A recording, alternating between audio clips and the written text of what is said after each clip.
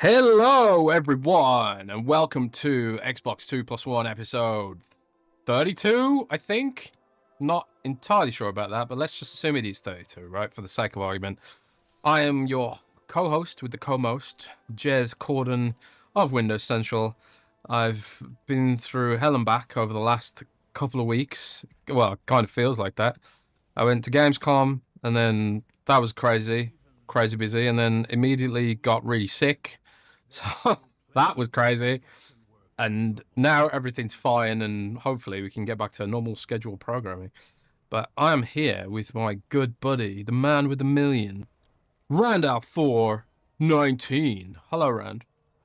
Did you just call Gamescom hell and hanging out with John hell? I mean, sort of what you said, hell and back. So Yeah. I mean, the thing about Gamescom is there's like morsels of joy in amongst the absolute chaos, the sweaty bodies colliding in, sauna-like temperatures.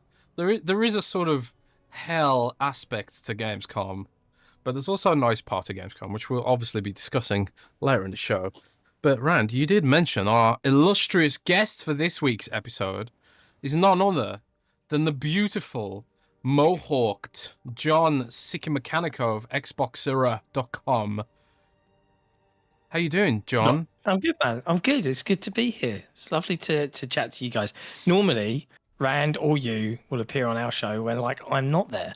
So yes, it's nice. It leads me to believe that you don't like me. So it's not true, mate. Every time I'm on Xbox Era, which was a couple weeks ago, John's not there.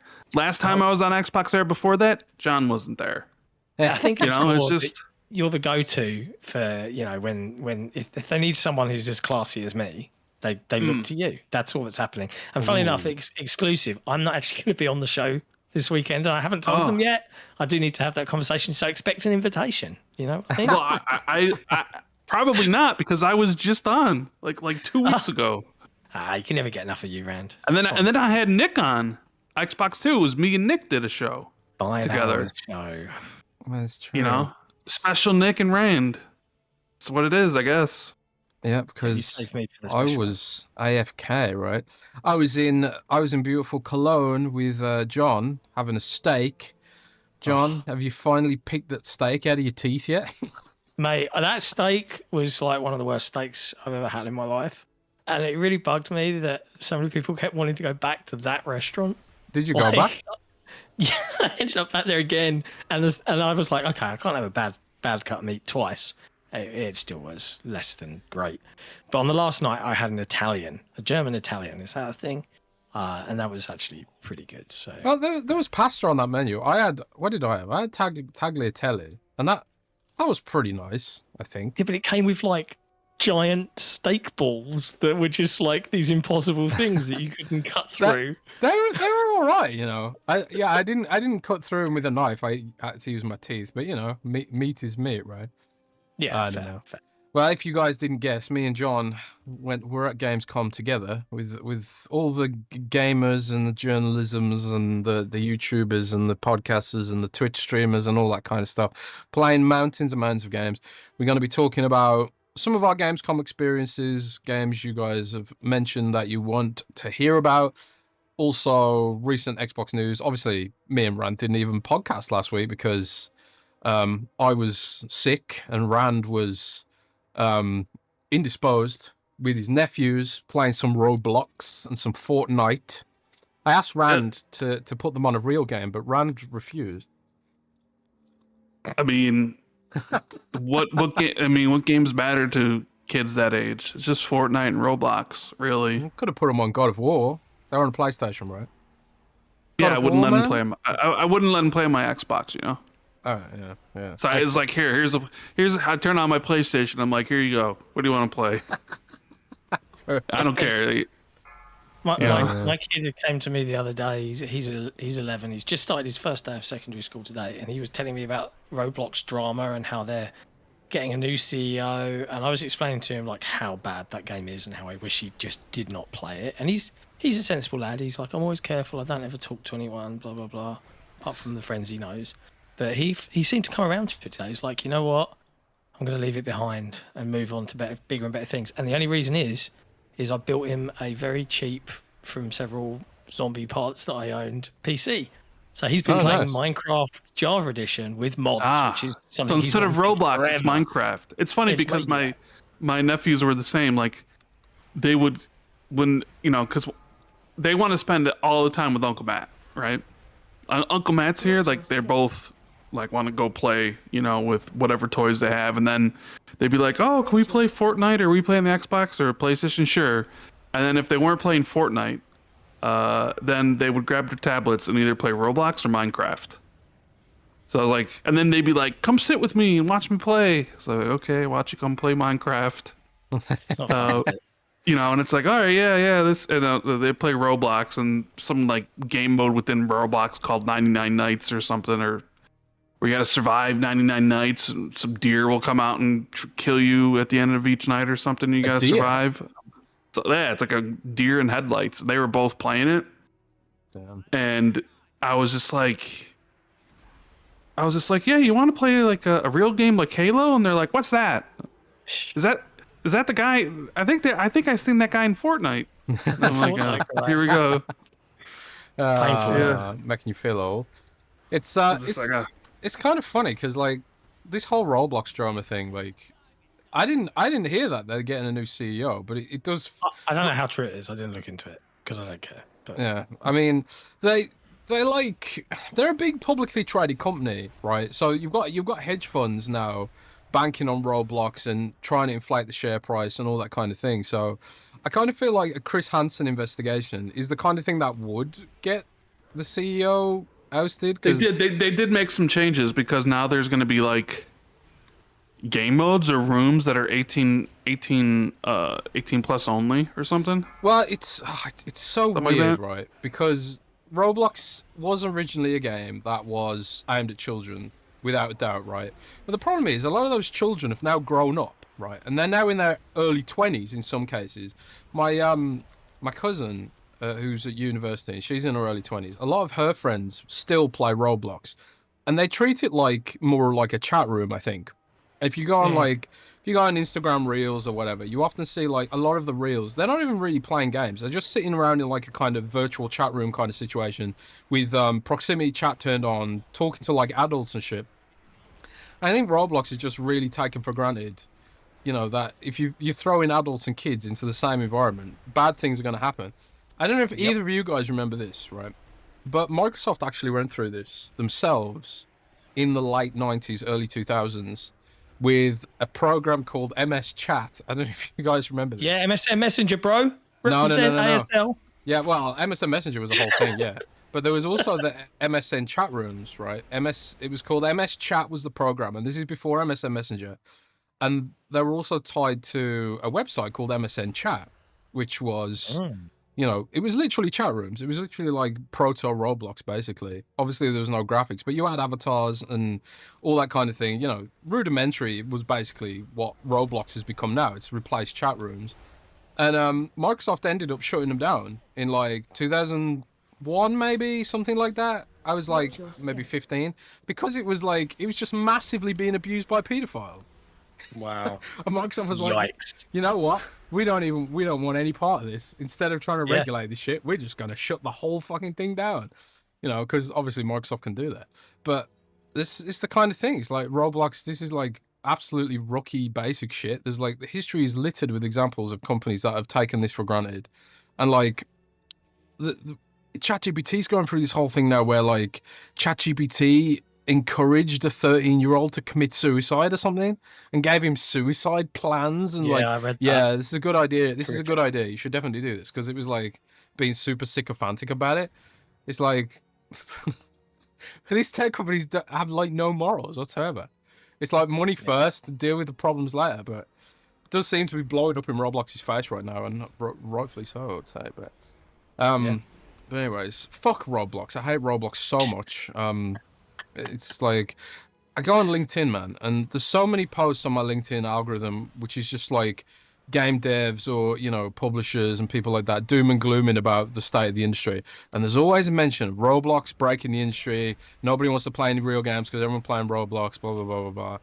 And I'm just kind of sitting there thinking, like, should we even consider Roblox to be a real game? Because people aren't really using it like that. They're using it like a social space. Yeah, well, it's got more players than Steam.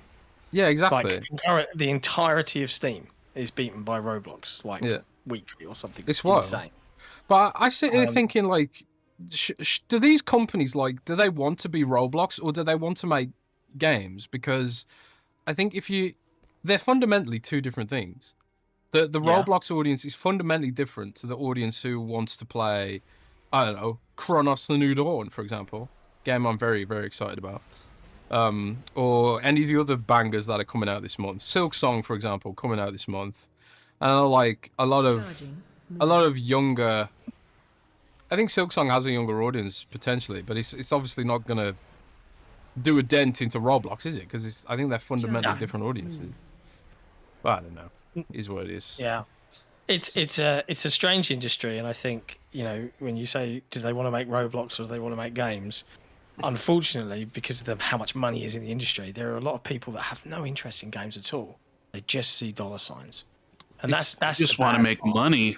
Exactly. And that's often the part that's leading many a publisher and many a developer astray, because the wrong people are making the wrong calls. It's totally true, man. Like I think I wrote after the Microsoft layoffs, I wrote a pretty like angry article about Microsoft. I didn't really research it. I just spammed the keyboard, really. I was like, fuck Microsoft, fuck these pricks, you know. I think, like, in that post, I made a point about how, under Steve Ballmer, it felt like Microsoft had, like, a mission. You know, they wanted to make good products and do all this kind of thing. They wanted to do things. But it feels like modern Microsoft resents the fact that they have to do things to make money. And it's like they'd rather just be a bank if they could have been. And I sit there thinking, shouldn't some of these people have gone into banking instead of tech? You know, because increasingly a lot of these companies, they don't really care about making good products. And a lot of people have blamed, because Apple's sort of lost billions in market capitalization this year. And they're saying like Apple's operating more like a bank these days than actually like making great products. And Steve Jobs will be turning in his grave, apparently. I mean, like, if you may permit, I know look, everyone, we've had a Roblox rant. Just please permit me one little AI rant, and then we'll move on to fun things. All right? Can we do that? Can we can do that. Let's have a little AI rant. Just a little one, let's hear it. Let's AI rant. I think as a person that browses the internet most of the time, because that's the job, right?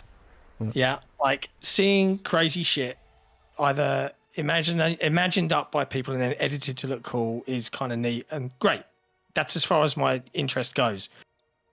But seeing all these companies fall over themselves to produce subscriptions and yada yada yada and I'm like, you have made a thing and you're trying to invent things to like make money out of it.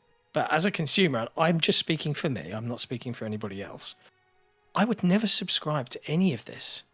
And I don't know anyone that would be like, yes, I do need to subscribe to this generative AI platform to do some stuff for me. Like, it's not worth any actual money to me. It's just a mild distraction that I can move away from. Now, I know that there are going to be people out there that will abuse YouTube Shorts and Instagram and Reels and all this sort of stuff to generate bullshit content just to get views and grow their platforms. I get that. But it feels like so many of these companies are jumping on this train of, like, let's build this thing because it's what it... And I feel like that bubble's going to burst. And then people are going to realise, actually, your average consumer doesn't give two shits about this. It's never going to make any money. And oh fuck, and then the bubble will burst and everyone will get sacked, and that will hopefully be the end of this whole sorry mess. But there you go. That's just me. No, just thoughts. I think there's what we're sort of witnessing with the AI is kind of similar to the .com bubble back in the late 90s, early 2000s. It's where like there's this new technology, this new platform, and a lot of these companies don't know what to do with it yet. It's kind of like, I think Mark Cuban said it recently. It was like, the issue with AI today is that companies don't have a clue how to monetize it. They don't have a single solitary clue. Yeah. It costs a lot of money, and the products that are attached to it are basically different versions of products we've already had. People use ChatGPT like they used to use Google, you know, to do a web search, you know, without ads. That's basically the purpose ChatGPT ChatGPT serving right now for most people. I know there's like some other good use cases where you can use it as a tool, especially like in professionally. One thing I often use it for, which is it's actually very good for, is identifying plants and birds and shit. Like I'll be outside and I'll see a bird and I'm like, hang on, what the fuck is that bird? Because the UK has got an influx of weird birds lately because of climate change. And I'm like, I want to know what this bird is, and ChatGPT will usually get it right, you know. And then you look at example, because that's another annoying thing about ChatGPT. You always have to verify everything. It's like, is this information correct? And you verify. Is it from Reddit? Yeah. That is a real bird. Yeah, that is the real bird. It didn't just AI generate me a bird. That's a real bird, just for example, or a real plant. And then you can ask it like, you know, how do I care for this plant? And it'll give you a care plan and that kind of thing. You know, it's pretty cool for like stuff like that, right? But it's also incredibly expensive. And to be fair, you could do pretty much all of that information using Google back in the day, you know? Yeah. And all the information that's generating this content is written by humans anyway.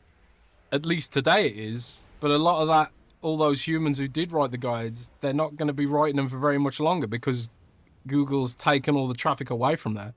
So it's sort of like, it's a race for tech companies. It's a race to figure out how do we monetize this in a sort of more holistic way before it cannibalizes internet information, because eventually there's not going to be anyone writing information that powers AI in the first place. Yeah.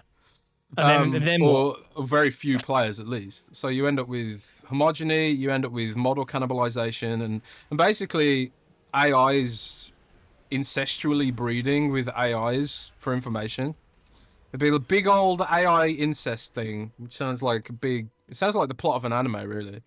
yeah. But that's what's going to happen, man. I did see one cool use of AI. One. Like genuinely from a game development perspective, like I was like, okay, this is legit. And I believe I'm not under any obligation to not be able to speak about this. So I was at GDC and Razer invited me to see some of their tech, and it was a tool to scan as the game was being played, and it would automatically detect bugs in the code and flag them and raise a ticket. That was cool. That's it. But that's one thing I was doing from a game dev perspective. I'm like, that's neat. Yeah, there are some things you can do like that, which are genuinely gonna help things. And I do think like generative AI for like, you know, like you see this World of Warcraft footage I'm playing right now. There's like, I'm looking at this grass texture, right? Now, a human being made this grass texture or this web texture or whatever. I mean, could AI make the boring bits of a game, like a rock, like this rock? Could it make the rock? Would people be cool with that, or do you want your rocks and grass textures made by a human? I don't know. I think AI will be probably instrumental in offloading some of that more boring game dev work, maybe, but I don't know. Who knows? But then again, maybe Gen Alpha doesn't care. Maybe Gen Alpha's like, whatever, give me all the AI slop. Because that's probably what it's going to be used for in stuff like Roblox, right? Because I think the hook really for Roblox is clearly not the graphics. It's clearly not the quality of the games that are attached to the platform. It's the chat room aspect, I think. So, I don't know. Yeah. I think we will see a flood of AI slop, and I do think we'll see a contraction in the game industry. And this is a topic I want to talk about, actually. I want to get your guys' opinion on this in a minute. But I think we'll see a contraction in the game industry, not necessarily because of AI, because there's too many fucking games. And there's gonna be even more fucking games with AI potentially helping people code, helping people produce graphics, all that kind of thing. So I sit here thinking like, you know, who's gonna win in this universe? And I think like if you look at the numbers, back when Steam first launched, Steam was getting like dozens of games a year. Now it gets dozens of games a day. Yeah. Yeah, it's like, how can this... There's not enough people to sustain this amount of games, I kind of feel like, you know? And it's only going to get worse with generative AI. Yeah. So maybe the audience will still be there. They'll buy as many games as they always have done. I think they're just like, some devs are just going to have to kind of accept that not everyone can win in that space. I don't know. No. So, on that note, do you guys think there's too many games right now? And also, what games are you looking forward to in September? Because September seems fucking stacked from where I'm sitting. Well, I mean, are there too many games? I know that's like saying there's too many books, right? And it's like the cream of the crop will rise to the top as it always does, and then there'll be the rest of the stuff that nobody likes, nobody cares about, and doesn't have a marketing budget or doesn't go viral will fail, just like games have always failed. It'll be trickier maybe to get your game seen, to get eyes on, to have like good marketing opportunities to get people excited about your game. That'll be tougher because there'll be so many, but just like in books where there's, you know, hundreds of releases every single week, you know, the ones that people really like will do well, and you might have some you know, debuts that will do well, but I don't really think it's a problem, because I don't really think it's taking, like, you look at like ID at Xbox and you look at like the games that come out every week. Like, for instance, let's take a look let's take a gander at what came out last week, right? Let me just let's see. These are the games that released from ID at Xbox last week: Particle Hearts, Vlad Circus, Run Elric, Sugardew Island, Axio Bubble, Captain Bones, Carnival Survivors: The Parade, Goblin Gold Hunt, Macus Adventure, Mini Worlds, The Strange City, U-Boat, Void Source, Legends of Amberland 2, The Song of Trees. Did you guys play Legend of Amberland 1, The Song of Roots? Probably not, right? Node, The Last Favor of the Antari, Ash Pines Motel, Bumblebee Storm of Friendship, Carlos the Taco, Color Water Source. I mean, you get the gist. Carlos the Taco, classic. Bro. Classic games. Stone cold classic. Yeah, Death Mask, Detailed Detective, Gang Blast, Heading Out, Kitten Island 2 came out last week. Ready? You know what the description says? The adventure continues. Return to Kitten Island and test your skills across 15 new platforming levels and guide your kitten on an all-new journey. Wow. Yeah, so, man. That sounds pretty sick to me, bro. These are the games that you're talking about that are, you know, saying there's too many. And granted, yeah, they like, you know, people make these games and they put them out and maybe they hope it sells a few copies or something.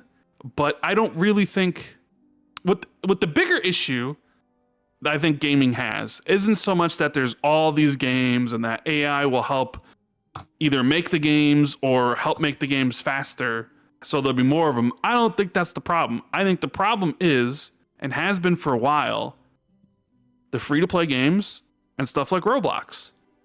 It's that the people playing games are more interested in spending all their time and money on Fortnite and Warzone and Rocket League, or just only playing Roblox, and then never, because Roblox has all these different variations of games, never stepping out and being like, oh, Metal Haven, that looks cool, let me purchase this. Oh, it's actually money, I can just play Roblox for free. So I don't think the number of games is the problem. I think it's a certain subsection of games that's the problem, and I don't think there's any way to solve that.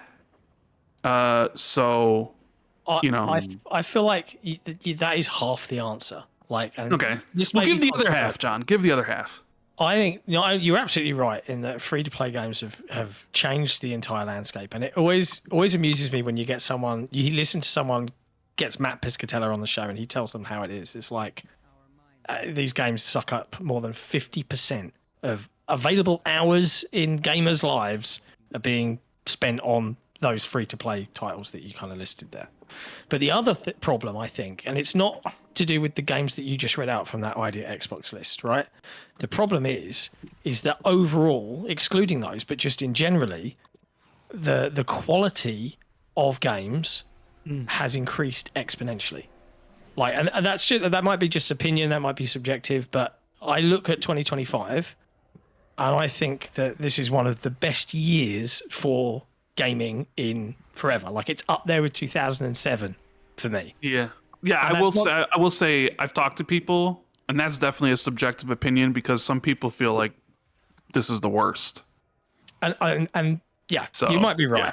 But I look at the list, like, you know, you just read out a list of idea Xbox stuff, but I'm just looking at our things we'd like to cover if given the opportunity, right? So this is neither a confirmation or any of that. You definitely you would definitely put Jesse on Kitten Island too, right? Yeah, absolutely, right? But like, you're telling me that none of these, like, I would argue that all of these games look to be of high caliber, like, than most, right? And this is just in September and October, and they might not be everything, but we've got Borderlands 4, we've got Dying Light the Beast, we've got Sonic Crossworlds, we've got Painkiller, Silent Hill F, Final Fantasy Tactics, the Ivellus Chronicles, Little Nightmares 3, Keeper, Ninja Gaiden 4, Double Dragon Revive, The Outer Worlds 2, Ark Raiders, Terminator 2D No Fate, Unbeatable, Call of Duty Black Ops 7, Final Fantasy 7 Remake for Xbox. Sorry, guys, we've only just catching up. Turok Origins, One Move Away, Stage Fright, Screamer, Sleight of Hand, Mouthwashing, Buckshot Roulette. I could go on, right? This list is several spreadsheets long, right? They all sound to someone of a high quality game. And I've also played more indie games that have suddenly, like, blown past a lot of the AAA stuff more than ever before. Like Blueprints this year, nothing is topping that for me. I just don't see it happening. Blueprints is incredible. I completely agree with you, John, that is the other side of this, is that there's more niches being catered for. There's just more competition in general. I completely agree that game quality is higher than it's ever been. Like, as a reviewer, someone who looks at it objectively, like, Blueprints is not for me, right? It's not for me. Sure. You can't kill anything. There's no guns, so it's not for me, right? There's no guns, there's no knives, there's no blood and guts. It's not for me. But I can objectively zoom out and look at its quality analytically and be like, this is like amazing that a game of this caliber can exist and do so well. And even games like Balatro, you know, again, not a game for me, but I know people are so thoroughly addicted to that. And even every now and then, a game will come through on Game Pass or Idea Xbox, and I'll just try it out on a whim, because Ran knows that sometimes I've got like 5 or 6 games on the go at the same time because I've got no attention span whatsoever, and I just, like, you know what, screw it, I'll try this out, and I end up sinking like a fair few hours into it. Like, what was that game that came out recently? There's a game preview on PC on Xbox PC right now. Is it Blacksmith one? No, but that's another one I was looking at. I was like, oh, I want to be a blacksmith, you know. Or is it the Nine Kings? No, it's that weird sort of auto battler game with, it's like 6-bit graphics. It looks like, I can't remember what it's called now, but it was kind of like a little bit viral. You probably know what I'm talking about. I can't remember off the top of my head. But it was just like a simple little game preview, and it's just like you automatically walk around a map and then pick up loot. It's a bit like Loop Hero, I guess. You pick up loot and build your character up, or it's a bit like Vampire Survivors, and then you automatically battle. And the idea is that, like, you know, trial and error, you know, roguelike kind of thing, and it's just really fun and simple. I was just like, this is really awesome, and I sank a few hours into that as well. A few hours that I could have been spending on like a AAA game. Like, I haven't even touched Doom, the Dark Ages. You know, because the preview left such a sour taste in my mouth. It was kind of like, I'll come back to that later. You know, that's sad to hear. Yeah, maybe. But like, I really hated that dragon, dude. I was like, Doom does not need a fucking dragon. It didn't need monkey bars. It didn't need a dragon. I just want Doom. I just want to play Doom. Let me play Doom. But they won't. They're like, here's a dragon. Flying the fucking dragon. I don't want to fly the fucking dragon. So like, yeah, it was the worst bit. Yeah, it just suddenly felt like a chore to me, because there's so much to play. Like, back in the day, yeah, I would have powered through that dragon, like, no problem. I would have been like, dragon, that's just a choring, boring part of the game. But there's so much else to play right now. I can even just put aside Doom and be fine with it, you know. Expedition 33, you know, Silent Hill F, which I played at Gamescom, which I really enjoyed. Chronos: The New Dawn, which I've been raving about to the point people have been annoyed at me on Twitter, like, oh yeah, we get it. You like Chronos: The New Dawn. That game is like, I'm so hyped for that game. I played it at Gamescom. I've also been playing it for review. I haven't finished it yet, so don't take that as a final score or opinion. But what I played of it at Gamescom was just absolutely phenomenal. It was like, this is exactly the successor to Dead Space that I've been wishing would exist for a million years, that EA refuses to give us. I'm so excited about that game. Yeah. And I'm also just excited to see Bloober hit that next level. Because I did play a bit of Silent Hill 2 remake.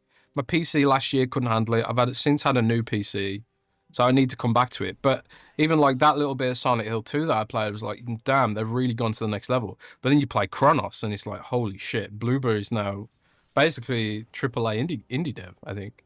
Good for them. Yeah, it really is. But there's so many indie devs that are reaching that level now as well. Like Samfall Interactive. There's also that Hell Is Us everyone's going crazy about, published by Nacon. Yeah, we reviewed it. It's interesting. It's like a flawed gem. Like, there's some really neat ideas. Yeah. But it's not perfect. But you can see, and that's what I mean, like across all of these development teams, everyone's just up in their game. And like, it's great. It's great for us as consumers and as gamers. But when you see the studios die and crash, or people get sacked because their game flopped, well, it's not so surprising to me anymore, because it's so hard to connect. But remember, games flopping now is not like a new concept. Games been flopping forever. The problem is, when you would have a flop in the previous generations, it wouldn't shut your studio down. No. Like, now you have a flop. It's like, we worked on this for 5 years. We spent 150 million on this. What do we do? Like, I think that's the problem. It's like, you had a flop during the 360 gen. Oh well, we can make a new game in 2 years, and it'll cost us $20 million. Let's get back at it, right? Well, man, like, I've been speaking to lots and lots of indie devs, right? And it is hard out there. So rewind 5 years, like pre-COVID even, going out and getting a game funded for like 500 to $1 million. That's all. I'm talking like a proper indie game, right? In the grand scheme of things in gaming, $1 million isn't crazy, right? That's impossible now for a lot of indie developers to even get the conversations going, which is why you see so many more early access releases. It's why you see reduction in scope. And like, now the sweet spot for a lot of genuinely indie devs is like $250K budget for a game. And it's like, they have to somehow work miracles with this, or they're not going to get a chance to make it. And that is crazy comparatively to how the industry was before.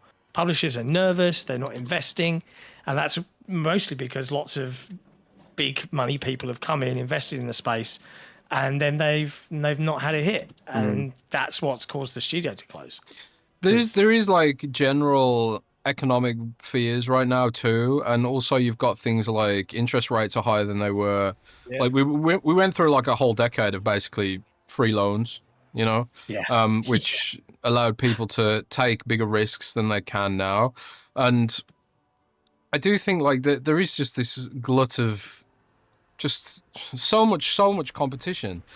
It's not the player's fault, No. It's not like I often see this criticism on social media. It's like, oh, Xbox gamers don't buy games, or nobody showed up and bought this game, so the studios collapsed. And it's like, bro, I'm out here like trying to play as much as I can physically. Man, it's like I almost feel guilty when I haven't played a game like Doom, because and you start feeling guilty about this shit. Because you do want the variety, and you do want to incentivize that. Like, I want to see more Doom, but it's also like there's so much other shit to play. And Doom dropped on top of Expedition 33, which is nostalgic but fresh at the same time, and did something that people have been asking for of Square Enix for years and years and years and years, and weren't getting. So people went really hard supporting that game, even through all its jank and flaws. Because it is janky and it is flawed. I don't care what anyone says. It feels like now people are so precious about Expedition 33. It feels like you can't criticize it at the moment. But it is a flawed game. But people were rooting for it so hard, myself included. I think partially because they want to send a message to Square Enix This is the kind of Final Fantasy game that many of us kind of want, right? Yeah. But you know, to that point, you've even had people like Square Enix wrestle with this, where it's like, we want to make games that appeal to more people, so let's go action game. The thing is, like, there's so many options out there. If you make a mediocre action game, you're just sort of hurting yourself in confusion, you know, to use the Pokemon line. You can't appeal to everyone. You end up appealing to no one. So I think it's increasingly like better to just double down on what you're good at, rather than try and force developers to make games that they're not necessarily passionate about. Because I think when there's so much competition, even the slightest sort of flaw or issue or whatever can really sort of hinder your game. Like, look at me. I literally didn't play Doom because of the dragon. I wouldn't have been anywhere near as discerning in my early 20s. There was less to play, and I had more free time. But now it's like, now that I am more discerning, and I think people in general are more discerning because they have to literally micromanage their free time, things, even the small flaws, can shine harder than they used to. I don't know. But yeah, no, I agree with that. Yeah, before we move on, I just want to give a shout out to everyone in the chat that's showed up for us today. We've got Scarcely Relevant, Joaquin Branch, Pat Rock, the SIKAMIKANICO, that's you. Oh my God, Turtles, shout out to him. A big shout out to Big Afro Man for dropping a gift membership. Really appreciate that. We've also got Pat Rock, Fletch, and Blue as well, and Silas, and all the cool people. So thanks for showing up, guys. If you're listening to this later on Spotify or on YouTube, we also appreciate you guys. This podcast is going out on the 2nd of September, exclusively on Patreon initially, and that when we put it out publicly a week later. Yeah, we're going to talk some more gaming now. So I don't know. Let's briefly. We went on a rant there. That's fun. We did go on a bit of a rant there about the state of the industry, but let's talk about something more positive now. Obviously, both of us went to Gamescom, and we both played a lot of games. I think you might have played more games than me, actually. I really tried to go light this year. I told myself, I'm getting old. I can't do all this walking now, even though I have lost a lot of weight, and it was a lot easier. I've been 400 pounds at Gamescom before. That was very tough on my joints. But I'm almost 100 pounds lighter now, so it was a lot easier in that context. But it was still exhausting. So I told myself I'm going to do less meetings this year, but I ended up doing more than ever, as well. But I still think, like, looking at what your schedule was, I still think you ended up playing more than me. I played a lot. What were your favorite games of Gamescom this year, dude? Oh man, so let me have a look through my list. So that's sort of like a really broad question. It is. Like, I got to play a lot, and I agree with you that Gamescom it's messy and it's frantic and it's stressful, but I think of all the industry events, it's the one that is the most focused on actual games. And I agree. Less about the who's who. I do think that they are screwing up Gamescom by letting so many people in, and it really hinders our ability to kind of get more games covered. Like, as soon as it got past 2 p.m. on the Wednesday, it was already crazy, and then it just got worse. But in terms of stuff I covered, I played Super Meat Boy 3D.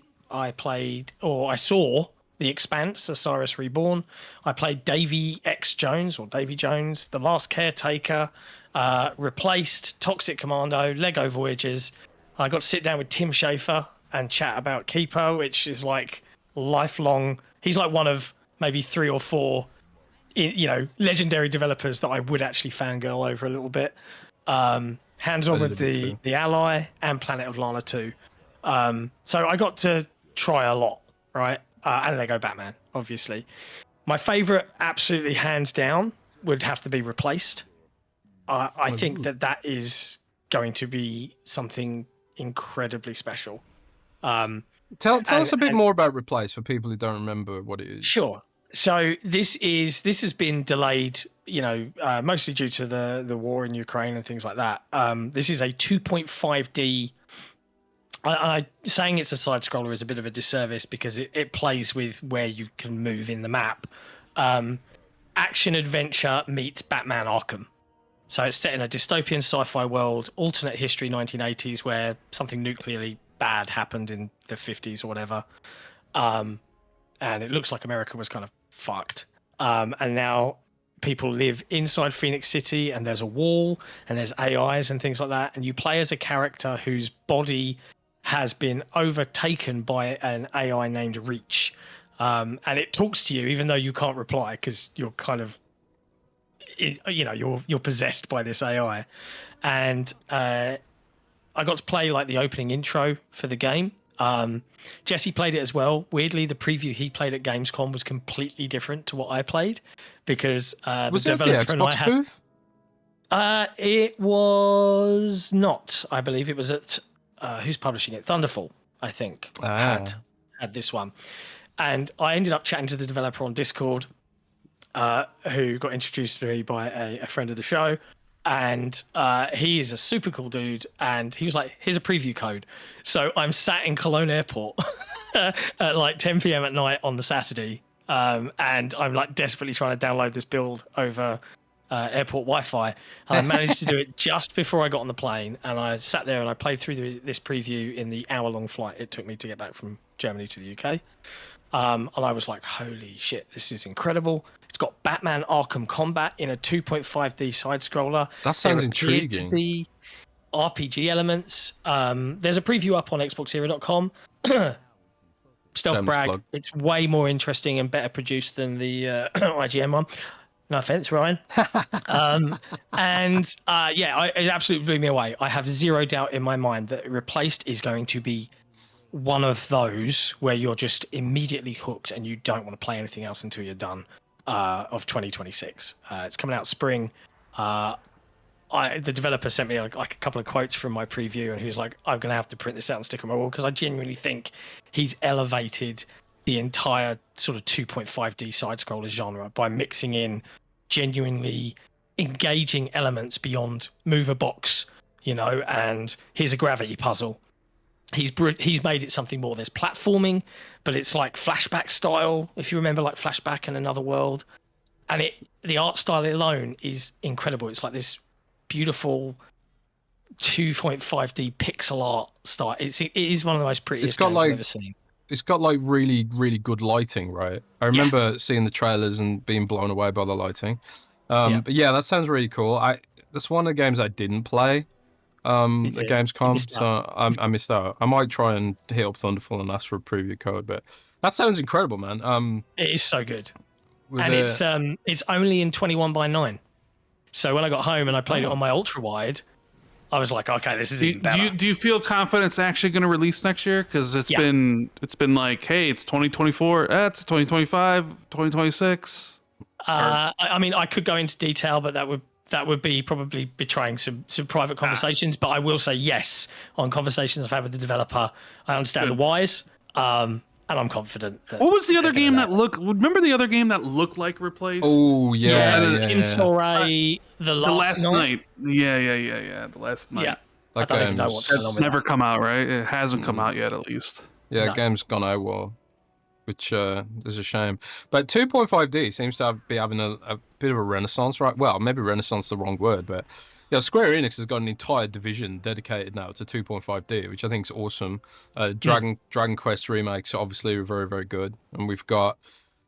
It's not 2.5D exactly, but we've got Final Fantasy Chronicles coming out soon, so it does feel like there's an upswell in interest in games of this format. Octopath Traveler, of course, being one of them. And also Triangle Strategy came out to Xbox unexpectedly, which I believe is 2.5D, isn't it? I think so. Yeah.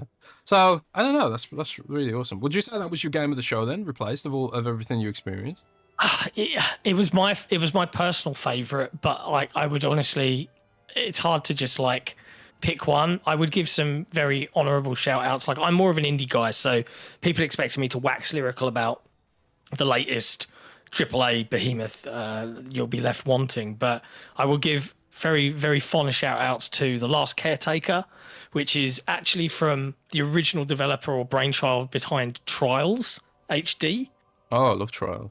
Right, and now I went into this thinking, okay, it's going to be some sort of balls hard, like balancing shit across, a 2D landscape. It's not. It is a story-driven, absolutely gorgeous Unreal Engine 5.5 survival game, sci-fi survival, where you play as a robot who's in charge of taking care of the remnants of humanity and launching the last of us humans into space to ensure the longevity of our species. Oh, that sounds really interesting. Is that a Game sounds Pass heavy. thing?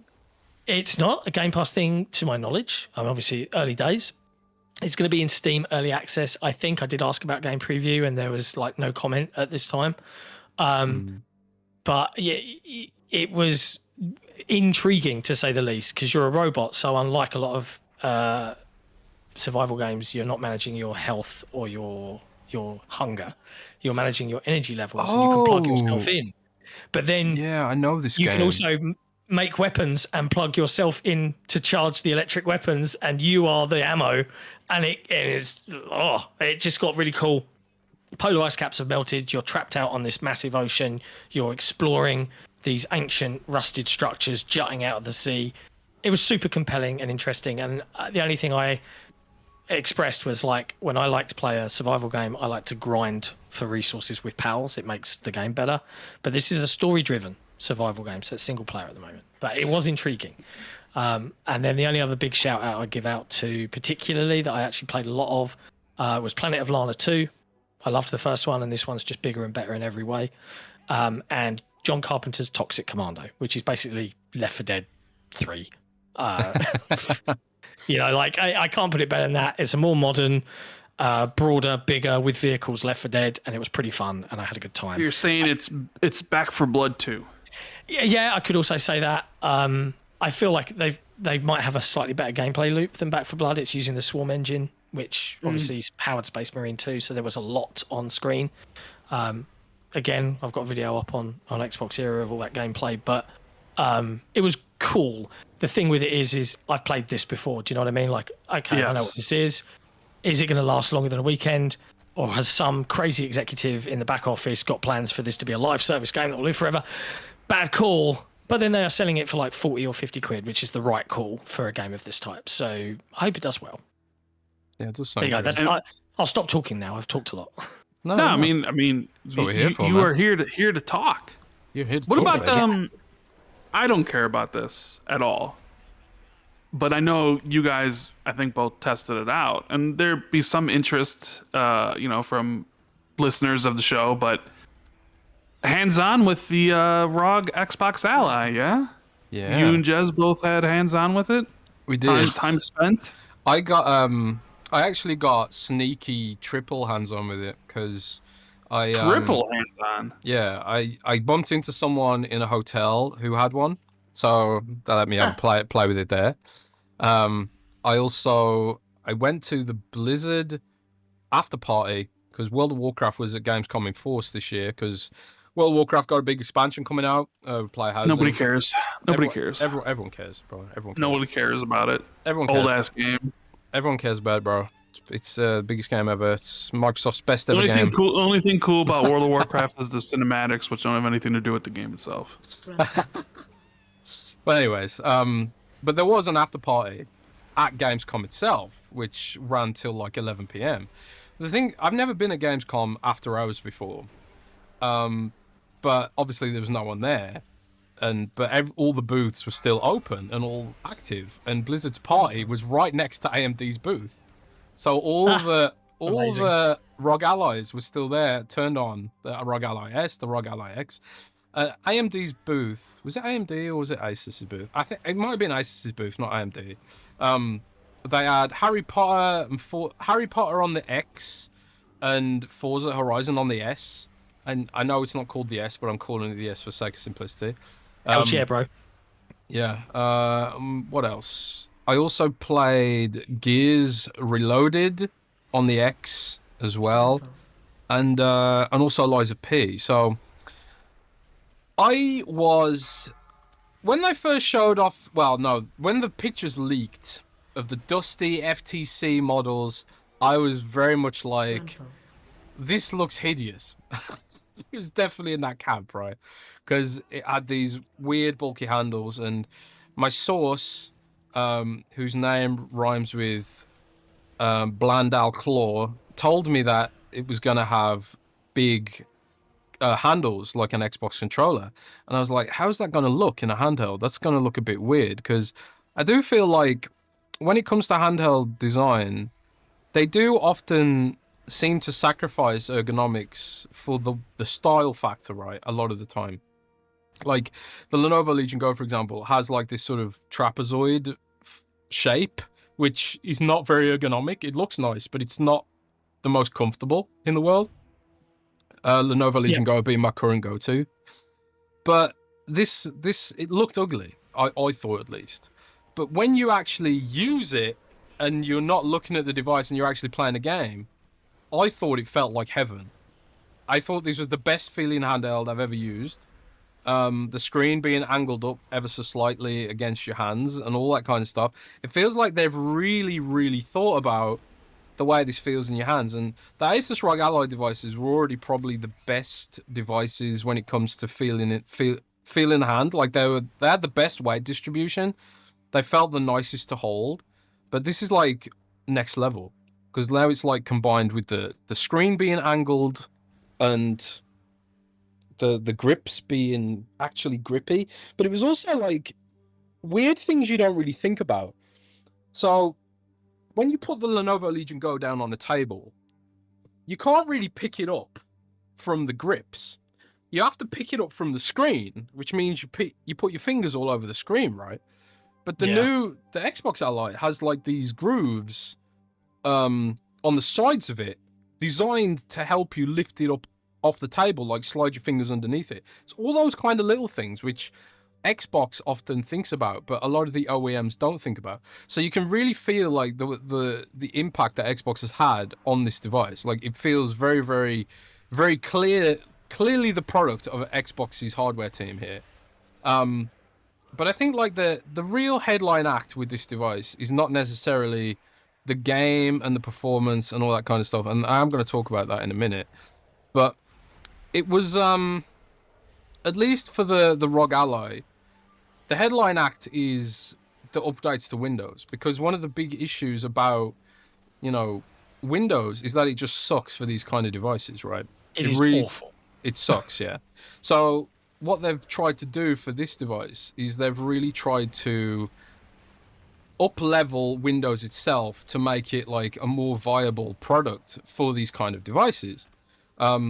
Obviously, that is there's going to be a lot of polish, I think, because I did get it to crash a few times, not just once. I got it to crash like a couple of times, and it's the task switching layer they've added to the device. So on current Windows-based PC gaming handhelds, you really have to use the touchscreen as a mouse cursor to navigate around.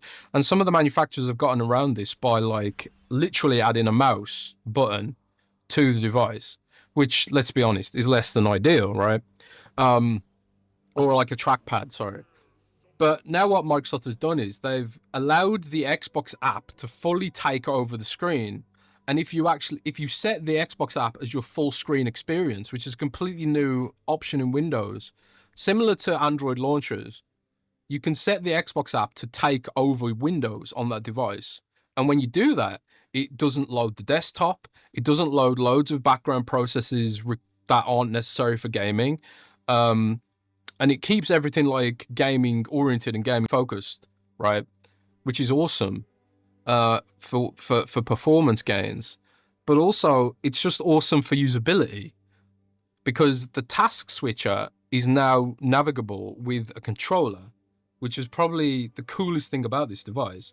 So you can still pin apps like Discord or Steam itself or anything you want, but instead of like having a 3-finger swipe up on the screen and then put fingerprints all over the place to actually get to those apps, you can now just long press the new Xbox button and then press left and right on the D-pad to go to those apps. And then X to kill it. And then X to kill it, yeah. It's so fucking good. But yeah, lacking in polish, I suppose, for now. But what were your impressions of it? Like, do you have a PC gaming handheld at the moment, John? I do. I have the existing Ally X, so I'm very well versed in Armory Crate and what ROG have attempted to do, and in a lot of ways they've done like the best they can considering what Windows did allow for. And I think you're right. The changes that have been made to the operating system, or even the overlay that now exists for that upcoming suite of devices, is just night and day difference. It's complete game changing. Like, holy crap, this is usable now. This is fun. Like, this is great to use, and I can kill something if it breaks. Like, the fact that I didn't even have to see Windows in its current form. Like, and I can give you like a list of annoying bugbears. Like, it loads Discord automatically, but if I'm not connected to the internet, Discord won't close, so it's sucking up resources trying to load, and it just keeps saying looking for update, trying to thingy. And in the current world, exactly as you say, oh, okay, right, swipe up on the taskbar, find, virtual keyboard task manager, close that. Right, okay, now it stops. Now I can play my game, whatever the case may be. And this is it just works, right? Most of the time. I do agree there are still bugs. I'm curious, and what I really can't wait to do is, should we be lucky enough as an outlet to be part of, review coverage and stuff, is to sit down and compare and actually get real world, like my day-to-day gaming and my apps and my processes, and how does that feel to use. But even if it's a first step, it is a huge improvement. But I disagree with you that it's the headline act. It's great, but I think the headline act is the Ally, the standard Ally. That surprised me, because we sat down with it, and I played the X a bunch back in June. Thank you, Jason Ronald. And then we sat down with this, and weird anecdote. So Planet of Lana guys invited me directly to go and preview the game, right? And then Microsoft, oh no, that should be through us. Okay, guys, no worries. So I cancelled the appointment directly with them. And then they were like, no, come down and see us. They rang me on my phone while I was at Gamescom, because I let the appointment go, and I said, I'm not coming. They went, no, please come. So I went, and it turned out the developer who we'd had on the show was like, dude, hey, and we caught up, and that's why I just wanted to catch up. So I got like an hour long with the game. Then I went to go to the Microsoft appointment the next day, and they handed me, hey, well, seeing as you've already played the demo, you can play it on the Ally. And I was like, cool. And it was a white one. But what apparently they shouldn't have done that, and I don't know if I'm going to get in trouble for telling the story, because it was a very early model, and the white plastic on this early concept model was not final, and it was bad. It was like Fisher Price level bad, and I was like, oh my god, tell me they're not shipping with this. This is awful. And when we got in to do the actual hands-on preview the next day, I picked up. I was like, oh, thank God. And it turns out, that was an early model that I probably shouldn't have been able to have some extended hands-on time with. But it goes to show the level of detail and comfort, as you say, that they've really thought about the device. I think if they can nail that pricing, the performance that I got out of it, the fact that it was running Forza Horizon 5, it looked great on that screen at 60 FPS, and it wasn't dropping frames. I was like, how is it doing this? This is really impressive. That was really impressive. Yeah, that was mind blowing. Like, I played Forza Horizon at the Asus booth, and I was really expecting a compromise experience with the Ally S. Because it doesn't have Z2 Extreme and stuff like that. It's just got Z2, I think, or something like. I can't remember the specs off the top of my head. But obviously, the device is rumored to cost $599, I think. Which puts it, in range of Nintendo Switch 2 or Steam Deck OLED potentially, or at least some of the higher, what do you call it? The higher storage models of the Steam Deck, at least. I'm not super well versed with what Steam Deck costs these days, but it's supposed to be the affordable option. Put it that way. So when you think about it in that context, like the fact that it feels like it's offering, for even a game, an open world racing game, which obviously streams textures in very, very quickly. Yeah. Ultimately, what isn't it doesn't feel like a compromised experience. It feels like you're playing the Xbox Series S version of the game. Incredibly impressive. Handheld. Yeah, it's totally fine, and obviously VRR display. So even if there was a couple of frame drops, you wouldn't get tearing or anything like that. But I didn't detect any frame drops. Like even on the Lenovo Legion Go, which doesn't have VRR. I've sacrificed VRR for the bigger screen because of my shitty eyesight on that. But it's like you just kind of, when you play in the 3D game, like I play a lot of Death Stranding is like my my Lenovo Legion Go game right now, sometimes it does struggle, you know, especially when it's loading up a new area for the first time, for example. Definitely didn't feel like that with this, but I will caveat this. Microsoft also announced a new handheld compatibility program. So similar to the Steam Deck verification program, where it's like, this game is verified for this device. I would probably expect that Forza Horizon has had more attention towards optimization for these devices than some other games would have done. So I can agree with that. Yeah, I'm curious to see how well a non sort of Microsofty kind of game will handle on this device, because, you know, that was the only game we could play on the S, was Forza Horizon.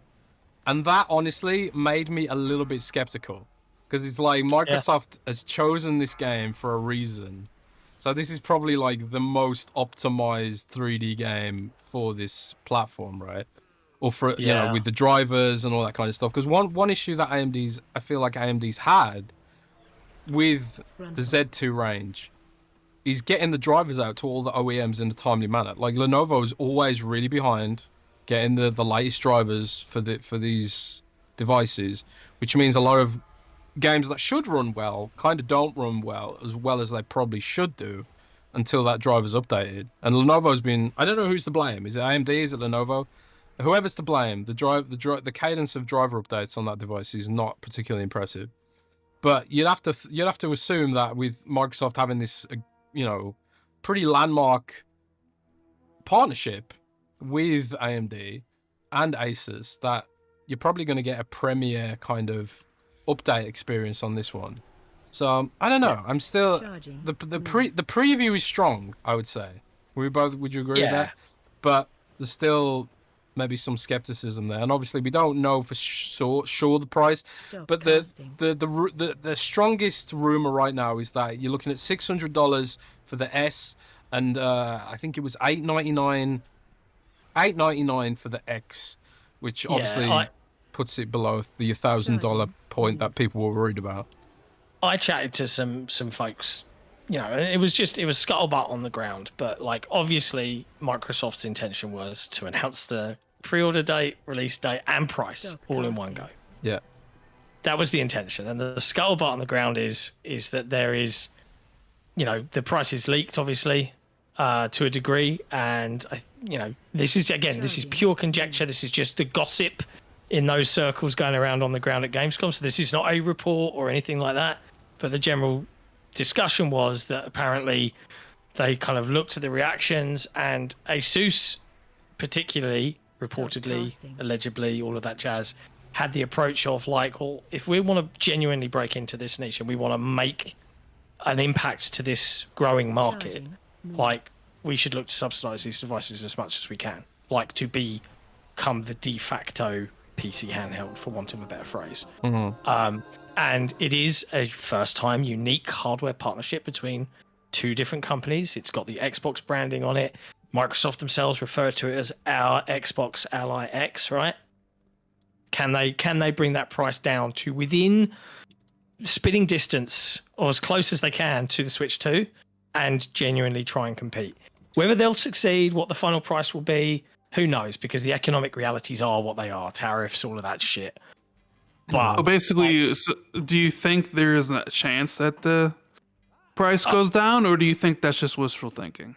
I don't know. Like, Asus being like, hey, for a reason, right? Well, right, but I mean, like, Asus being like, well, maybe this should be subsidized. I'm sure they're probably then side-eyeing Microsoft, being like, come on now, subsidize this thing. That's the general And Microsoft's like, really care about hardware anymore, really? But like, they're right in the, you know, Asus are correct, I think, if that's them saying this. You know, the approach of, if we price this in a really surprising way that delights customers, even if it's $50, quid, whatever, cheaper, that's going to make all the difference in the world. I don't think so. I don't think so. I doubt it too. Like, because the economics are what they are, and hardware has always been a loss leader. But it's also, you know, it's got a more advanced version, but it's the same chip as the Steam Deck. And how old is the Steam Deck, right? Like, if you're Microsoft, and this is the first time I think Asus are supplying it in so many countries all at once, they've clearly made a lot of these these big companies obviously get to a degree some sort of bulk buying discount. You know what I mean?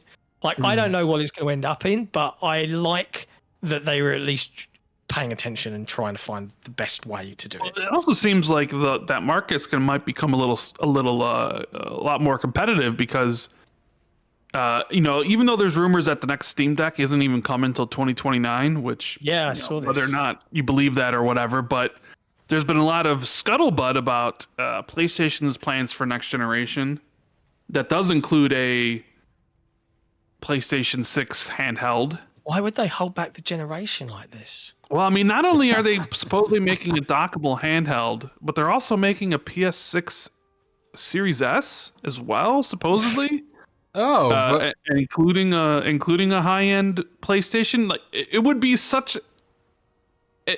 I saw that and I'm like, it would be just like PlayStation or just in general of like Xbox leads the way and then someone else copies it and probably actually does it better because. Like, hey, let's do this. Oh, maybe it was like I don't know if we could sell these systems at $700, $800. Well, we need a cheaper one, right? And I mean, we could all go over the whole, scuttlebutt with the Series S and how people hated it or whatever. Like, we don't even know if any of these rumors are true. They come from Moore's Law is dead. I'll believe it when I see it, type of thing, So, but it does sound like I think Sony's gonna want to be in the handheld market, so I do believe that they'll make their own handheld. And I don't know, you've already seen it, like the handheld's gonna blow the Xbox Ally out of the water, but somehow it's also gonna be available for $300. It's like okay. I mean, it should be more powerful. It's coming out 2-3 years later, but then it's also gonna be like cheaper than the Switch 2 or whatever it is, and it's like okay.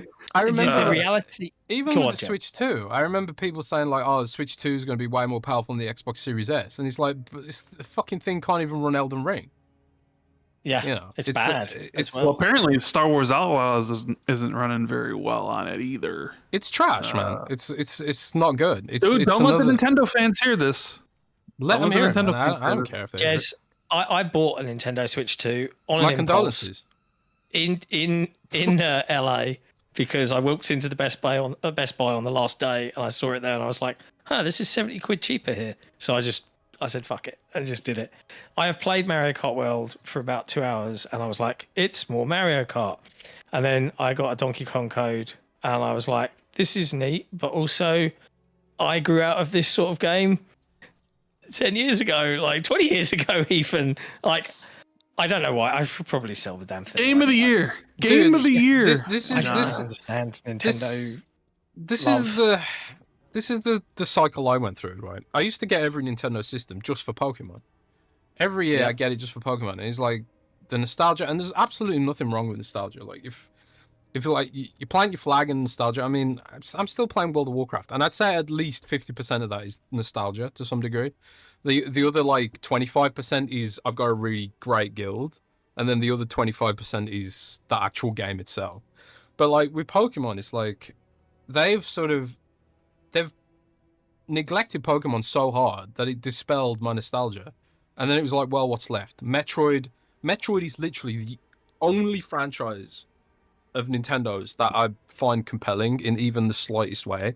I feel like every genre of game that Nintendo does, someone else does it better, just without the nostalgia. So like whether you're looking at side scrollers, platforming, Zelda, the open world bullshit, and all that kind of stuff, I feel like every single genre they tackle, someone else has already done it better. It just doesn't have those characters, those warm and fuzzy characters that you know. Oh, I played this when I was a kid. You know, Blue in chat's talking about Animal Crossing and nice and chill. Yeah, even Animal Crossing. Like, do I want to build a house in Animal Crossing, or do I want to build a house in World of Warcraft, which is getting an Animal Crossing mode, or Fallout 76, where I can build a house and smash someone's face in with a sledgehammer. Like, I've outgrown some of this shit, man. Classic recent example of this, and it's Donkey Kong Bonanza, right? Like, so I've played Donkey Kong Bonanza. Shout out to any Nintendo fans. I don't mean to criticize your beloved, but like, I was playing it. I was like, okay, yeah, I get it. Sure, this is fun, but the camera's bloody awful, right? And if any other developer had released a camera like this, people would be saying that the camera's bloody awful. And I actually read an article on a European gaming website. There's your clue. And it was like, Nintendo don't care about the camera in Donkey Kong, and that's magic. And I'm like, what the fuck? Like any other developer, any other game, and it would be the camera sucks in this third-person platformer, 3D platformer, whatever we want to call it. But no, if it's Nintendo, it's magic because they just let you break it. And I'm like, that's not okay. So Xbox gets the Xbox tax, and Nintendo gets the tax rebate, right? Yeah. What does PlayStation get? I think PlayStation gets a bit of both. I think they get a pass sometimes, but I feel like I've seen a lot of PlayStation sites even criticizing Sony recently, like for the launch cadence of things, and that Lost Soul Aside? Is that PlayStation published game that's kind of done Redfall numbers on Metacritic, kind of? And also, there's scuttlebutt that Fair Games might be in trouble as well. Yeah. Well, you know, they lost their game director. Yeah. And Jade Raymond left. Yeah. So, and Herman Hulst was recently quoted as saying, "If we were to fail, I want us to fail early and cheaply," or something like that. What was his quote? Did you guys see that? Yeah, it's pretty much paraphrased. Yeah. Yeah. It's like, okay, well, either way, whatever. It's like. Fair Games, we'll see. I don't have any hopes for that game. I really think like Sony needs to acquire, man. I think the way Sony acquire, they need to acquire into service games. I think like trying to build. They tried to with Destiny 2. Look what happened. They tried to with Bungie. They tried. They need to acquire a good That was their buy-in. That was their buy-in to a live service game. And look what happened to Bungie. No, but to be completely fair, I was looking up Helldivers today on the Xbox Store, and Helldivers has hit #1 spot on the Xbox Store for those who have missed it in the United States and the United Kingdom. One thing I was surprised to see was that Destiny was also one of the top-selling games on the Xbox Store. You know, so Destiny had a new update recently, and I know there's still a lot of complaints about Destiny from the fans and stuff, and about the way they handle legacy content and all that kind of thing.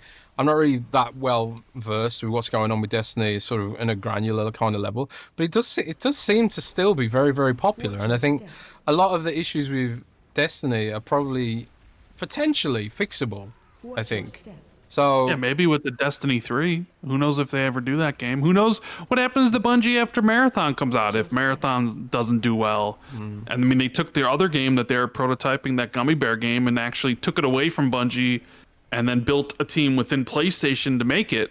And now they're basically absorbing Bungie into PlayStation because, you know, their revenue targets weren't hit, and Pete Parson retires, and there's more like faith in Bungie now. Maybe not faith. There's more excitement around Bungie because, you know, it seems like the old guard is leaving. Yeah. But I mean, Destiny 2 is probably at its lowest point in its history at this point. I mean, if you judge it by player counts and things of that nature. Yeah, maybe. I mean, you know, do you do another one? I don't know. But it's definitely like interesting. With it's like Microsoft was like, all right, we'll buy ABK, and they got all their live service stuff, and PlayStation's like, well, we want to do live service too because there's so much money there. What was it? In Sony's financial reports, it was 52% of PlayStation's revenues literally from 10 games. Yeah. And it's like, yeah, you'd understand just looking at it from you know, dollars and cents. No wonder they wanted to have their own live service where they would get 100% of everything instead of just 30% of something. And it was like, okay, we got Naughty Dog on Last of Us Online and all these other games, and it's like, all right, we'll get Bungie to shepherd this in here because look what they did with Destiny 2, and you know, whoops, like, okay, and it's funny because they had their first live service game was this massive hit that nobody expected, Helldivers 2, right? Good. Like, such a huge hit, and then their next one was. No, I haven't played it at all. Yeah. I haven't played Honestly, it at all. When I first played it on PC at launch, like straight away, like my multiplayer crew were like, "This is that game," and it is and I said it in my review. This is the most Xbox-assed PlayStation game I've ever played. Like, and I'm not surprised in the slightest at how well it's done on Xbox. I mean, like, you knew it was going to do well. Yeah, it is genuinely great, but it also dissuades the notion that so many people seem to have in that, like, exclusive sell. You know, because we saw the player count jump, I think, from 64,000. And yes, there's going to be people jumping back in on PlayStation to play with Xbox people and people on PC jumping in on the hype. But it jumped from, I think it was 64K or 100K, something like that, on the day of release on Xbox to over 500,000 concurrent players across all the platforms. So I don't know the split, right? But clearly Xbox had an impact, right?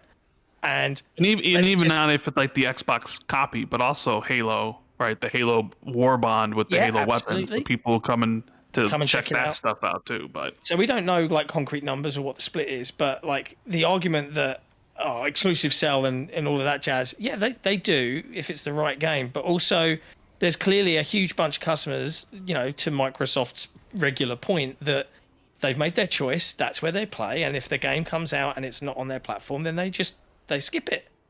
And oh look, now the game's come out, even though it's a year and a bit old, and they're buying it in droves because that's how games. I don't know if you saw the firm that everybody loves because they actually give sales data. Alinea Analytics. They had come out and said, like, are these guys legit? They came out of nowhere, and they have all these numbers, which who knows if they're true or not. I'm not calling them into question, but they literally appeared out of.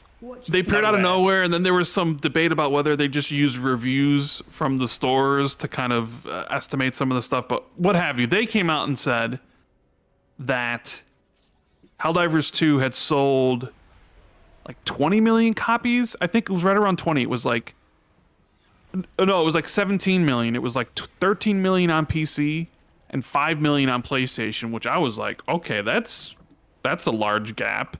And then they said the Xbox version it sold 600,000, and it was like in 3 days or something. Which, I mean, who knows how much it sold? But that's impressive to me. I mean, 600,000 in 3 days. I think that's a pretty good number. I think it's probably more than that, judging from the player count numbers of Helldivers 2, from what it was doing the day before to what it was doing like immediately afterwards. But also it didn't really like when you look at that number and you see, okay, it sold 17 million copies or 16 million copies, but like the breakdown between PlayStation and PC was way more wider than I had thought. I thought it would be players, right? Yeah, it was like 13 million copies. It was like 12 million copies on PC and 5 million copies on PlayStation. And Xbox has already sold 600,000, which means, it's probably going to sell a million, maybe even 2, which means then it's really close to the PlayStation number, and PlayStation has more, systems sold, etc., etc. But are you telling me that Xbox has a higher attach rate than PlayStation because Xbox didn't have the casual audience this gen? I don't know, because we don't know if the numbers are actually true, and we don't know what, in 2 months from now, like, will Helldivers continue to sell on Xbox, or is it basically peaked? And we wouldn't know. I mean, I don't know. I would like to get like real numbers from it, but Helldivers 2 has done well to the point where, okay, this isn't really a shot at anybody, but when Xbox was putting their games on PlayStation, and they hit number 1, like the last couple in like April, they were like, Xbox has dominated the PlayStation store, and it was like Forza Horizon was number 1, and there was Doom, and there was Oblivion or whatever. And then even this last month, I think for June it was, or July, it was like Xbox had, I don't know, 5 games in the top 10 on PlayStation or whatever it was. And then people like, the multi-platform push is working, the Trojan horse initiative that Phil started it's finally doing the numbers or whatever. And it's like, okay, who said that? People on the internet. Internet, mate. Internet. But then I see like Helldivers 2 today, which I fully expected to happen. Number 1 best-selling game on Xbox, right? I think it's like number 9 most played game on Xbox, which is impressive considering all the other games above it are all the big free-to-play games, right? Yeah. But I don't hear anybody saying PlayStation is dominating the Xbox storefront. It's only one game. Well, yeah, but people were saying that when Sea of Thieves was #1, and that was just one game. Oh. I mean, I know. I sort of feel like sometimes I feel like some people aren't keeping the same energy. Oh. A little bit. Like if Xbox games are doing well on PlayStation, it's Xbox games are dominating PlayStation. But if a PlayStation game is doing well on Xbox, it's like it's not PlayStation dominating Xbox. Maybe it's because like Xbox fans have been through the ringer, right? And they've now they've come to terms with what their fate, right? Whereas I think PlayStation fans are still like, we don't want to talk about this. Like, I don't know. Well, I suppose one of the other things is like, it is just one game, and I suppose when Xbox put like a couple of games on PlayStation, it was kind of like, well, you know, it's going to be more than that. I think there's still a question mark over whether Sony will do more. Well, I mean, so let's ask that question, John. Do you think there's going to be more PlayStation games coming to Xbox off of what seemingly looks like pretty good success of Helldivers 2? Do you think we'll see more? I believe that there are certain games that have Xbox versions ready. In fact, I know of one in particular, but I don't want to betray the trust of the person I spoke to. But nutshell, it's not like one of their big ones, right? It's not like a Last of Us or a fucking Spider-Man or whatever. But yeah, there are versions there. But I think Sony... Is it blocky and Lego shaped? Who could say, Jets? Who could say? Is it a remake of a remake of a remake? Yeah, who could say? Who could say? But like, I think that this is, you know, like Sony are 4 or 5 years behind where Microsoft was in 2016, 2017, whatever it was, Quantum Break or Sea of Thieves, whichever was that first, right? Yeah, all our games are going to be on PC now. I think it was Quantum Break. Right? Quantum Break, yeah. But it was really Gears 4, I think, was the first Xbox Play Anywhere game. I'm probably thinking. Because remember, you needed codes for like Quantum Break. Yeah. Quantum Break was like almost like the canary in the gold mine. The canary gold mine. The canaries go in gold mines. You doing okay? You smelling toast over there, Jazz? You having a stroke? Yeah, maybe. But it's a canary in some kind of fucking deadly mine. Anyway, but that was before it was like the Windows 8 store. They didn't have APIs for Xbox Play Anywhere. Like, the system didn't exist. And in fact, the Microsoft store wasn't even set up to deliver app packages that were bigger than 2 gigabytes. No, so bad. So like they put Quantum Break on there, and it's like the store is like, oh, I have no idea how to handle an app package as big as 2 gigabytes. They're frantically trying to update. It was a fucking shit show, man. But obviously, I think Gears 4 was Gears 4 when they debuted Xbox Play Anywhere as a it was.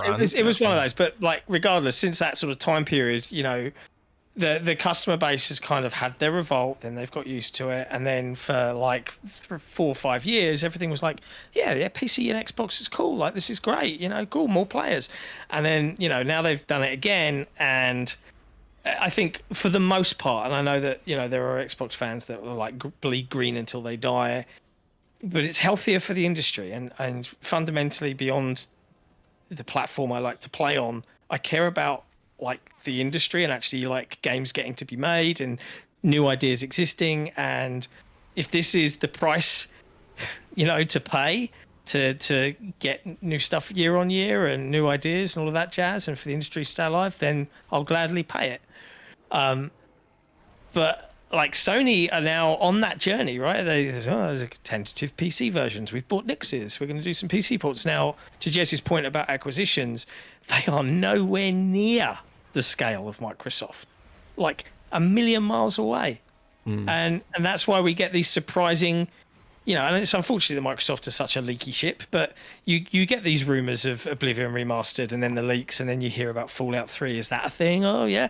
Because they're hiring all of these massive companies that the average gamer has never heard of, like Keyword Studios and Virtuos, right? They're these huge teams that are all realizing, like, hey, like, fan gaming and nostalgia go hand in hand. We can just remake some of these classics with a new coat of paint, and people will lap them up. And Microsoft have the scale and the capital to do that, and Sony don't. So the journey for Sony is a little bumpier, it's a little slower, and it's probably a little bit more deliberate. But fast forward 5 years, they're gonna almost be forced to play ball, because I keep hearing the argument: why would I buy an Xbox if my PlayStation can play Xbox games? And the counter to that argument is pretty simple, because as time goes on, PlayStation are putting more and more games on PC. And then it becomes, well, why would I buy either if all of them are releasing on PC? It goes even further than that. Sorry, it becomes about the ecosystem and the platform and who's got the best services. And I think like that's where ultimately, as long as they don't fuck it up, Microsoft mostly win out. And what really bugs me more than anything else about this industry, and it's actually a new catchphrase when I talk about XBOXERA in a kind of promotional capacity, is it's a outlet run by people that actually play on the platform. Because I think a lot of Xbox gamers are kind of bored of hearing from people and pundits about a platform they don't touch, about services they don't use. Like, why do I want to listen to you? You don't play here. Yeah. But you always want to talk about it. You always want to talk about it because it's the clicks and all of that shit. So anyway, I digress. But yeah, I think PlayStation, they're just on a slower trajectory, but fast forward 5 They'll take years, their time is what you're saying. Yeah, it's more that they can't go as fast as Microsoft. Well, yeah, I mean they took their time with their PC releases. It was definitely like a deliberately slow paced.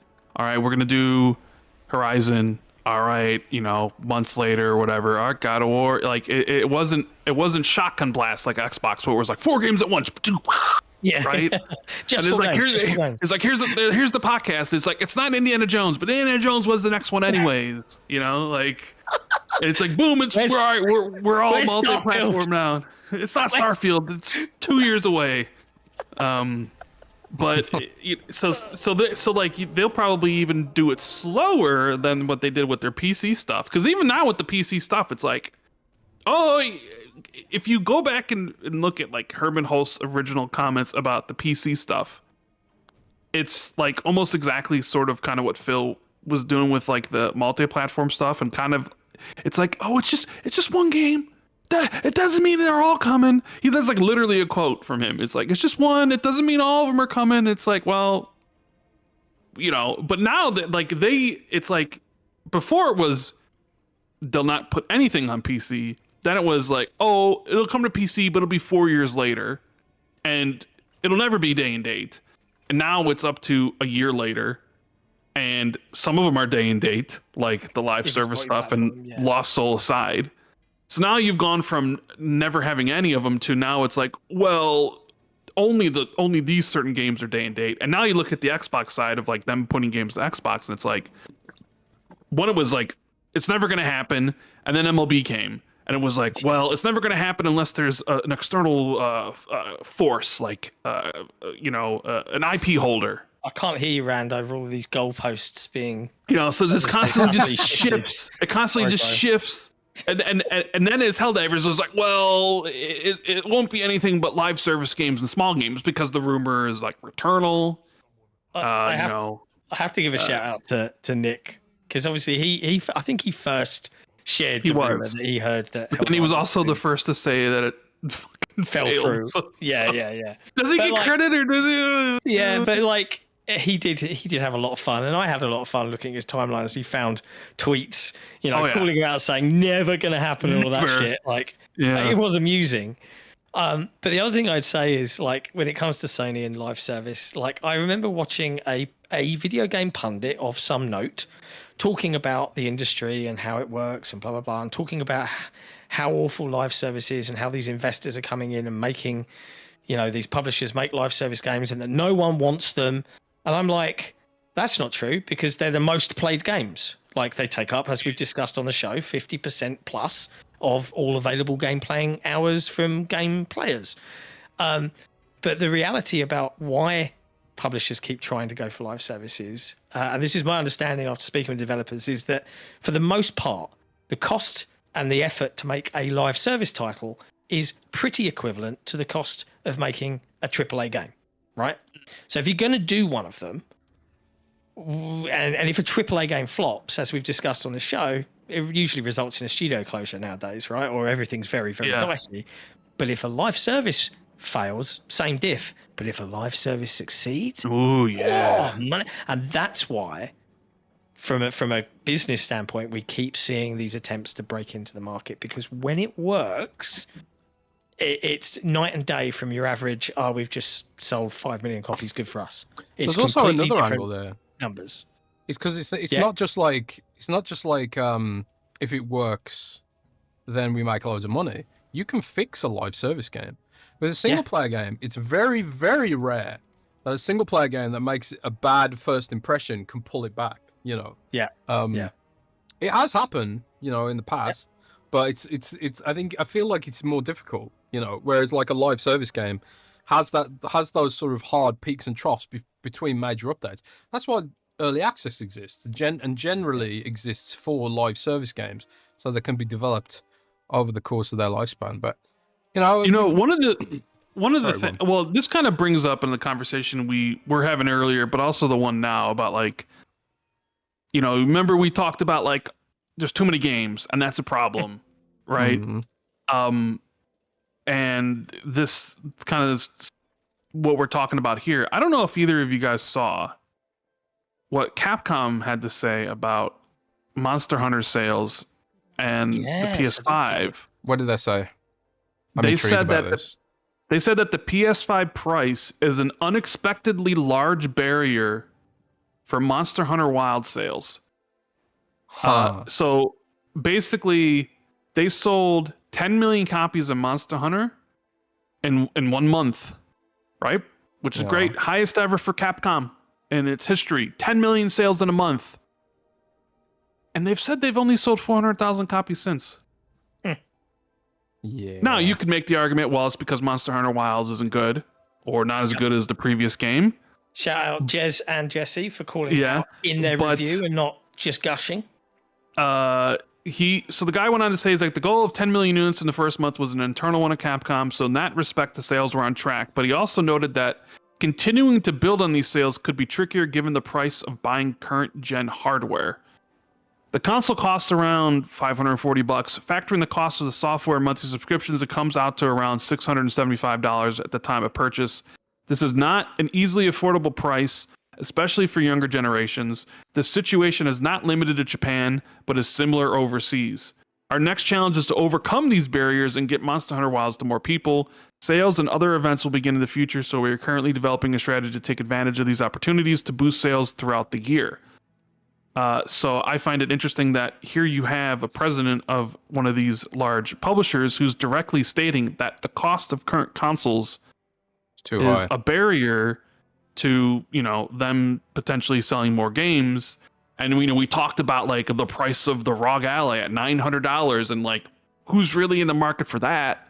And we know how many of these gaming PC handheld consoles have actually sold, and it's not a lot. It's a very super niche market. And, you know, you just like the games are only getting more expensive. We've seen them try to shift to $80 a game, but with Nintendo and Microsoft, but then Microsoft even had to come back and be like, actually, we're not doing $80 anymore. You know, whatever reason it was for, whether it was the pre-order numbers were low or what have you. And like the consoles just go up in price. Xbox Series X went up $100. The PS5, PS5 Pro, and the digital all went up like $50 in the States. Everything's just super expensive. And then people wonder why everybody's spending the times on the games that are free instead of spending $70 on something. I don't know. Like that makes me wonder about the uptick of next generation. If, you know, does it make more sense for PlayStation to actually maybe do a Series S? Because if you already have the high end, and that high end console's got to be $700, $800 because of the tech in it and because of tariffs, then it might be prudent to have a lower end one because you might lose out on sales. It's almost like, was Xbox just a generation too early? Again? Some of this stuff again? Like they were just too early again. Yeah. You know, how many times has that happened? It just makes you wonder, like, with the rising cost of development and how long these games take to make, and then the cost of the consoles themselves, you know, and the economic situation, it's like, what does gaming look like in next generation? Like, what is, if it's Capcom's like, yeah, 10 million sales, that was their initial thing, and we hit it, but then it's like they've only sold 400,000 copies since, and that game came out in February. Yeah, it fits into a conversation that I think we had a couple of weeks ago, in that, and this is just my opinion, right? It's not based in anything other than my own thoughts, but I think games generally looked good enough 10 years ago. So, but we still live in this industry where people are chasing 4K resolution and high definition 4K texture, all of this shit. And it's increased the cost of development, and it's increased how long it takes games to be made. And I feel like, we're not going to see another leap. We're not going to see the leap to 8K, and that's just stupid, right? Because it doesn't need it, and we don't need it. And I think now with the rise of like Nvidia's chasing of AI and using their GPUs for that, like, I feel like we're going to be a long time before we see a decent, like, big leap forward in graphical technology. But really, the Series S and with the upcoming handhelds, like the mantra of just let people play where they want to play, and the broader Xbox strategy of and correct me if I'm wrong here, but my understanding is the future is based on these different chiplets that AMD are producing for the next generation consoles, and effectively in 2 years, 3 years time, we could be buying an Xbox made by Lenovo or an Xbox made by Asus, right? And they could have different performance and price How about targets. this? A GPU with Xbox compatibility, which is something I've heard about. Yep. And I hear all this stuff, right? Like, we could be living in a world in 2 years from now where you could put the low-end Xbox chiplet with all of its processing and native capability into the back of a TV, and suddenly you ship a Samsung or an LG TV with an Xbox pad, and it is an Xbox. That's the broad vision, right? And the reality is, if we're happy with gaming on a 7-inch screen at 900p or 720p or 1080p or whatever in 2024, 2025, I feel like we're still probably going to be happy with that in 2027, 2029, because the Switch 2 is only going to be like 5 years old, 4 years old. Like, games look good enough. It now becomes about optimization, about new ideas, and the move and the chase for graphical fidelity and the best animations, which is a mindset that, unfortunately for Sony, they propagated across their studios, and then the media gushed over it. Oh, I want my games to be like movies, yay! No, I want my games to be video games. And I feel like the balance is swinging back the other way now. And now we're going to be moving into an era of, is it fun? Does it look good enough? That'll do, pig. Does it run on my handheld? Exactly. And that doesn't sound so bad to me. And I recognize that for people that want to chase the latest and greatest, they're just going to have to accept PC's where you go. And in this age where all the platforms seem to get everything, that's not a bad shout. But this is where, again, the Xbox, proposition becomes a little bit more interesting. Is, well, okay, do I want a game on a platform that lets me do all of them on one copy? And that's where I really like play anywhere, and the notion of it is so underrated, and it becomes so much more valuable to me, especially and I get that I get the privilege of working in this industry now, and I love it, and I know I travel a bit, so I get to load up my handheld and back up my cloud saves before I go on the go, and then I can still play. And that's great to me. And that might not suit everyone, but like, I can't imagine having to lug a PlayStation around with me or rely on a Wi-Fi connection to connect remotely. Like, I like to be able to do all of the things on one copy of the game where everything works. And that's just not a bad future, right? Like, am I wrong here? I don't know why people are freaking out. Well, because people freak out because my exclusives. That's why. But we've been trained to think and feel that for 30 years, 40 years. True. But I mean, like, you talk about, who's putting out like a most consumer friendly version of buy game here, can play at all these different endpoints. I mean, undoubtedly it's Xbox. But then again, you'd have people say, but is that a selling point? You know, like people seem like it's just like, well, considering what Microsoft is at, it's like, well, maybe not in comparison to the other two, But then again, maybe like Jez was saying earlier, maybe Gen Alpha's got some different ideas. Like when I ask my nephews, I say, "Hey, you want to play PlayStation or Xbox?" No, don't care. Don't care. Like it's just whatever. Like they're Roblox, they're Minecraft. You know, I like don't give a shit about PlayStation and Xbox doesn't have any meaning outside of it's a place where I can play, you know, this game. They don't have the loyalty that was basically, you know, because the industry, they led that stuff. They bred that stuff within it. Like Genesis versus Nintendo. So everybody's brought up from a kid of you pick one, and playground for rivalry. most people it was like you could only afford one. And so like John over there, he's a Nintendo house, and then Rich over there, he's the Sega house, right? Yeah. I'm an Amiga house, mate. That, you know, I actually had friends like that where it was like there was cliques, like who liked Zelda, who liked Sonic and stuff, and yeah, for sure. So it's just reiterated over and over again, and you can even tell some of the reporting based on like the industry of like whoever sold the most consoles is the one actually doing the best, right? It's not strictly true. Even though both PlayStation and Xbox, both of them had said actually it's monthly active users. That is our goal now. It's not exactly, you know, how many pieces of plastic they sell, but it's like these reporters and they've just grown up in the industry, and that's like their hardline thinking of like you sold the most, therefore you're the best. I saw one from a big pundit based outlet, no names, but it's on record, and they said it. And if you pay attention to this industry, you probably know who I'm talking about. But they said, and I'm paraphrasing the quote, but they literally said Xbox could release 10 out of 10 bangers and it wouldn't move the needle for me. And it's like, so at what point, like, you know, when Phil turns around and says it doesn't matter if Starfield's a 10 out of 10 or an 11 out of 10, you're not going to sell the PlayStation. Yeah, and then people act like, oh, look, he's giving up. It's like, no, he's accepted the reality. But if you've got a pundit saying it doesn't matter if 10 fantastic video games come out, I won't play them because Xbox is shit.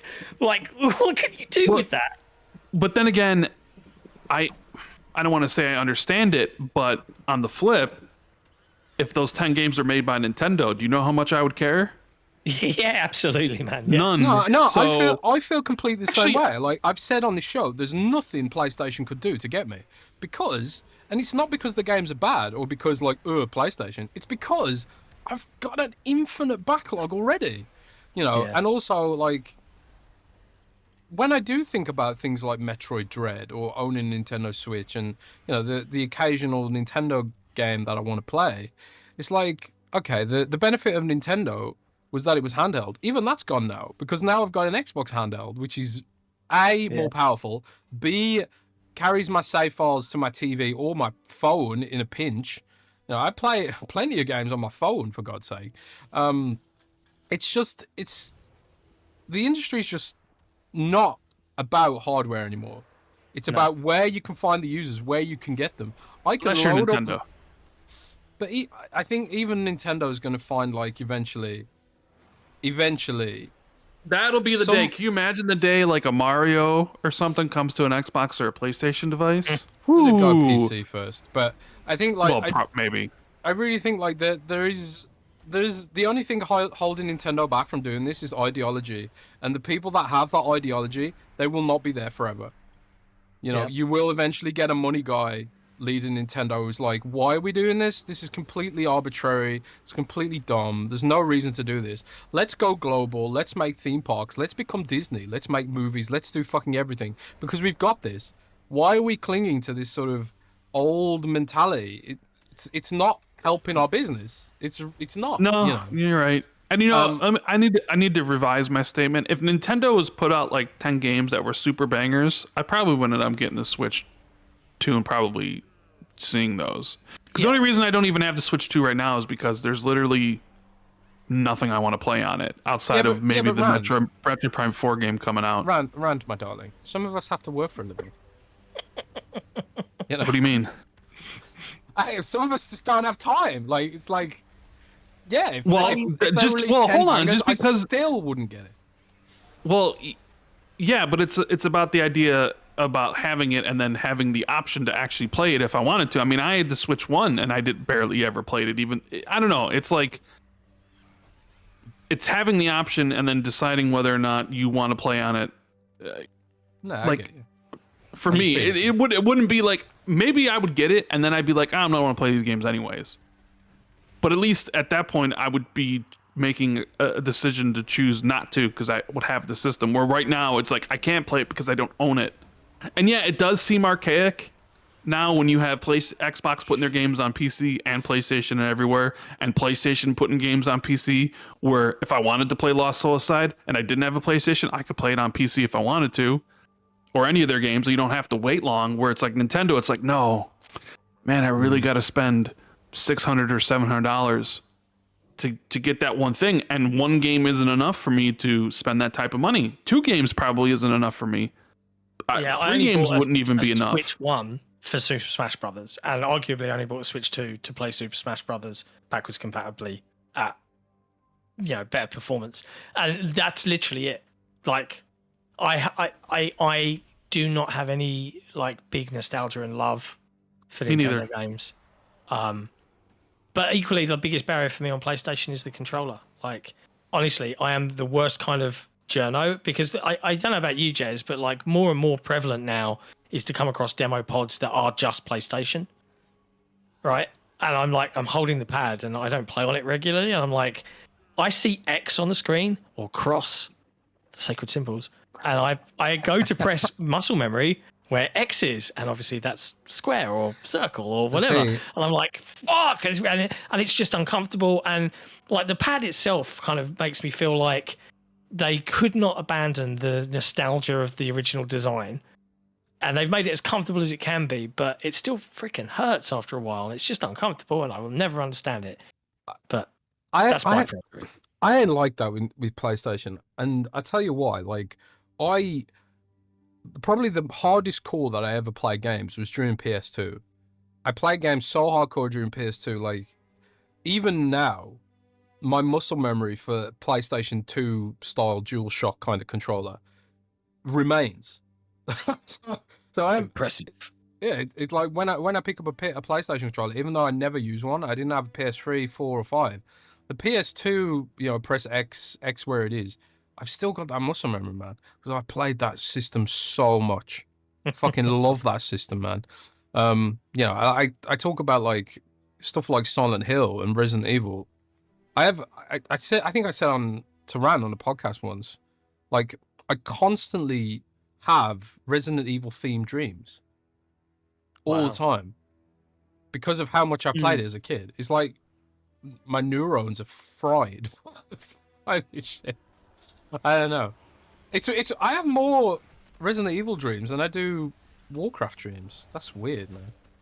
But I don't know. But fellas, I think we've done enough damage for one show. No. There's certain closing thoughts. No. There's one other thing we need to talk about. What's that? The whole stuff with Perfect Dark today. Oh, is there new stuff? Yeah, there is. Do you want a fun story? Jason Schreier reported that what Perfect Dark was almost shipped off to Take-Two. Yep. Ooh. And to save the game, and Microsoft and Take-Two couldn't come to an agreement about it, apparently. Oof. And about the ownership of the IP afterwards. So that's why there were layoffs at Crystal. That's why there were layoffs at Crystal Dynamics. Now, people are wondering, how does this make any sense? Because how are Crystal Dynamics, how are they shopping the game around to other publishers when Microsoft owns it? And I'm like, well, clearly they had the go-ahead from Microsoft to ship it around. Otherwise, it wouldn't have happened, right? And apparently Take-Two is interested, which is interesting to me, because I just don't get Take-Two's be the one like to be, let's make a single player, clearly expensive game that's been going on for a while. It's Take-Two wouldn't be the one I would be like, okay, that's the one who's going to do this. And then it all fell apart because they couldn't come to agreements on who would own the IP. Like Microsoft does this stuff where they do shop around games. Like when Tango Gameworks, when they shut down Tango Gameworks, as we saw, eventually they sold them to Krafton. But the whole thing was they were trying to sell Tango Gameworks to other publishers before they announced the closure. Nobody wanted Tango Gameworks. Eventually, Krafton got them. You know, the thing with... I mean, credit to Microsoft as well, because Krafton had been shut down at the point that Krafton... Yeah, and then they spun it back up legally so they could then... Yes, but they were trying to sell Tango, to do right by them before they shut them down. And then even with Contraband, they were letting Avalanche shop the game around different publishers. Yep. And because we heard the rumor that Contraband was gone. Like, I had the draft of that announcement like written up 3-4 weeks in advance. I remember Jez asking, and you could not get an on the record or off the record statement from anybody at Microsoft about the status of Contraband. Yeah. It's like, okay. So, but then here's Perfect Dark, which was, you cancel Perfect Dark, you got to shut down the initiative because there's nothing else. And now you find that actually, you know, they were trying to at least sell the game somewhere else. And I don't know, man. I find that's great because maybe the game would have come out and you wouldn't have layoffs at Crystal Dynamics, so I think has always been a great developer. But you allowed them to clearly ship the game or shop the game elsewhere.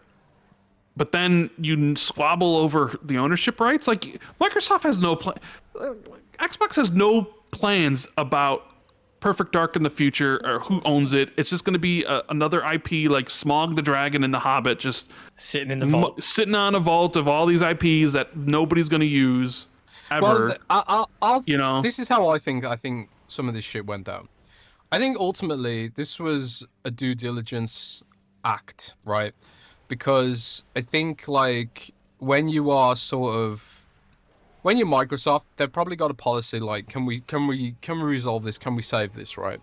But at the same time, there's probably them sitting around in the back of their minds thinking like, can you imagine if we shop this and then Take-Two end up making shitloads of money on it? It's gonna look bad for us, you know?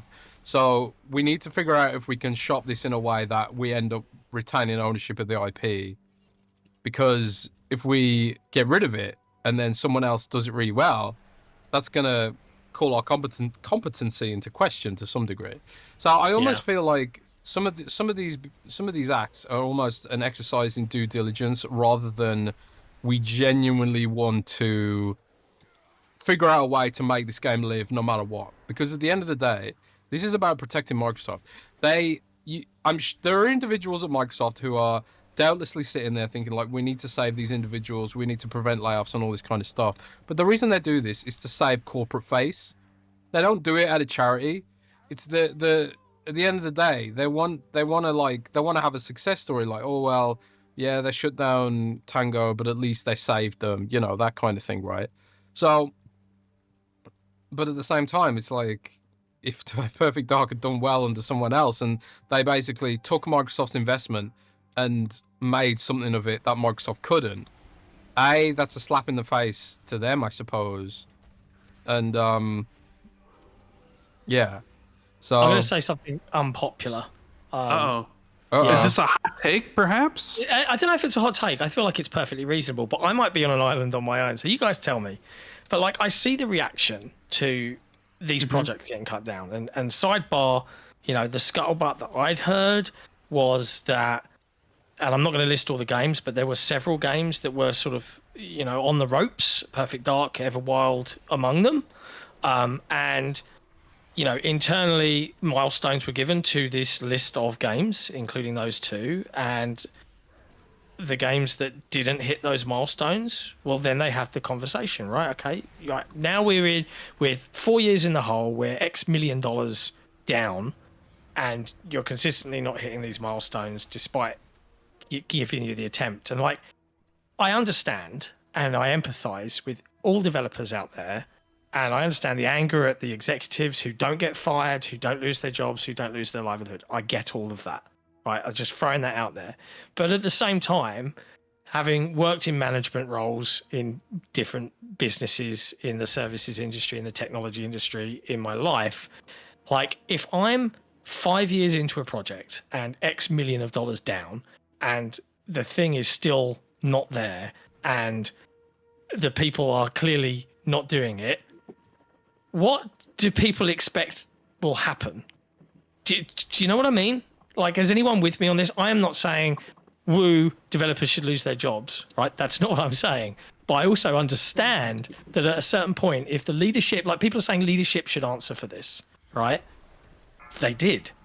Yes, it wasn't the leaders that get all the public scrutiny and the attention, like Phil Spencer or Matt Booty or Sarah Bond, but the leaders of the studio answered for it. Their studio shut down because they did not make the game in a reasonable time frame. Am I making any sense? I'm hoping I'm coming across not like an arsehole. No. But like, I don't. No think, one talks about that. I don't think we just immediately get angry at Phil and the executive leadership team, and they deserve plenty of scrutiny and thingy. But aren't they doing their jobs by then going, right, you've had 5 years, lads, it's time to cut it? Well, like, this ain't happening. This is the sort of the weird sort of irony about, I suppose, some game journalists and pundits who are like, they rallied so hard against crunch, and it's like, yeah, crunch is bad, you know. But at the same time, it's like, do we then decide that we want these projects to be funded forever? It's really like, it's really easy to criticize when it's not your money, it's not your, you know, wider organization that is impacted by this stuff, and it's not your opportunities passing you by. Like, I think I put out here on I put out here on Xbox 2, I think in the past, I think I did, Rand, that I'd heard that one of the reasons why some of these games were cut was because they wanted to start funding more serious attention towards Fallout, right? So if I'm at Microsoft and I'm like sitting there planning the budget for the next year or maybe the next 5 years, and you know, given how long game development is right now, do I want to risk sinking another however many millions of dollars into an Everwild or a Contraband or a what's it called, Perfect Dark, or do I want to take that money and make what is potentially a stronger bet on, you know, producers with a proven track record for sales, and also a franchise that is a hit TV show, and also a huge established install base of users? Like, in a perfect world, you could say Microsoft's got infinite money that can do both. But you've also got the contention of Amy Hood and the shareholders being like, invest more in AI right now, you know. And maybe that bubble's going to burst, you know, and maybe that is what it is. But that's not the reality today. The reality today is that there's not a huge amount of evidence that, you know, making the bet on Activision Blizzard was the right one to have made over artificial intelligence. They could have owned OpenAI.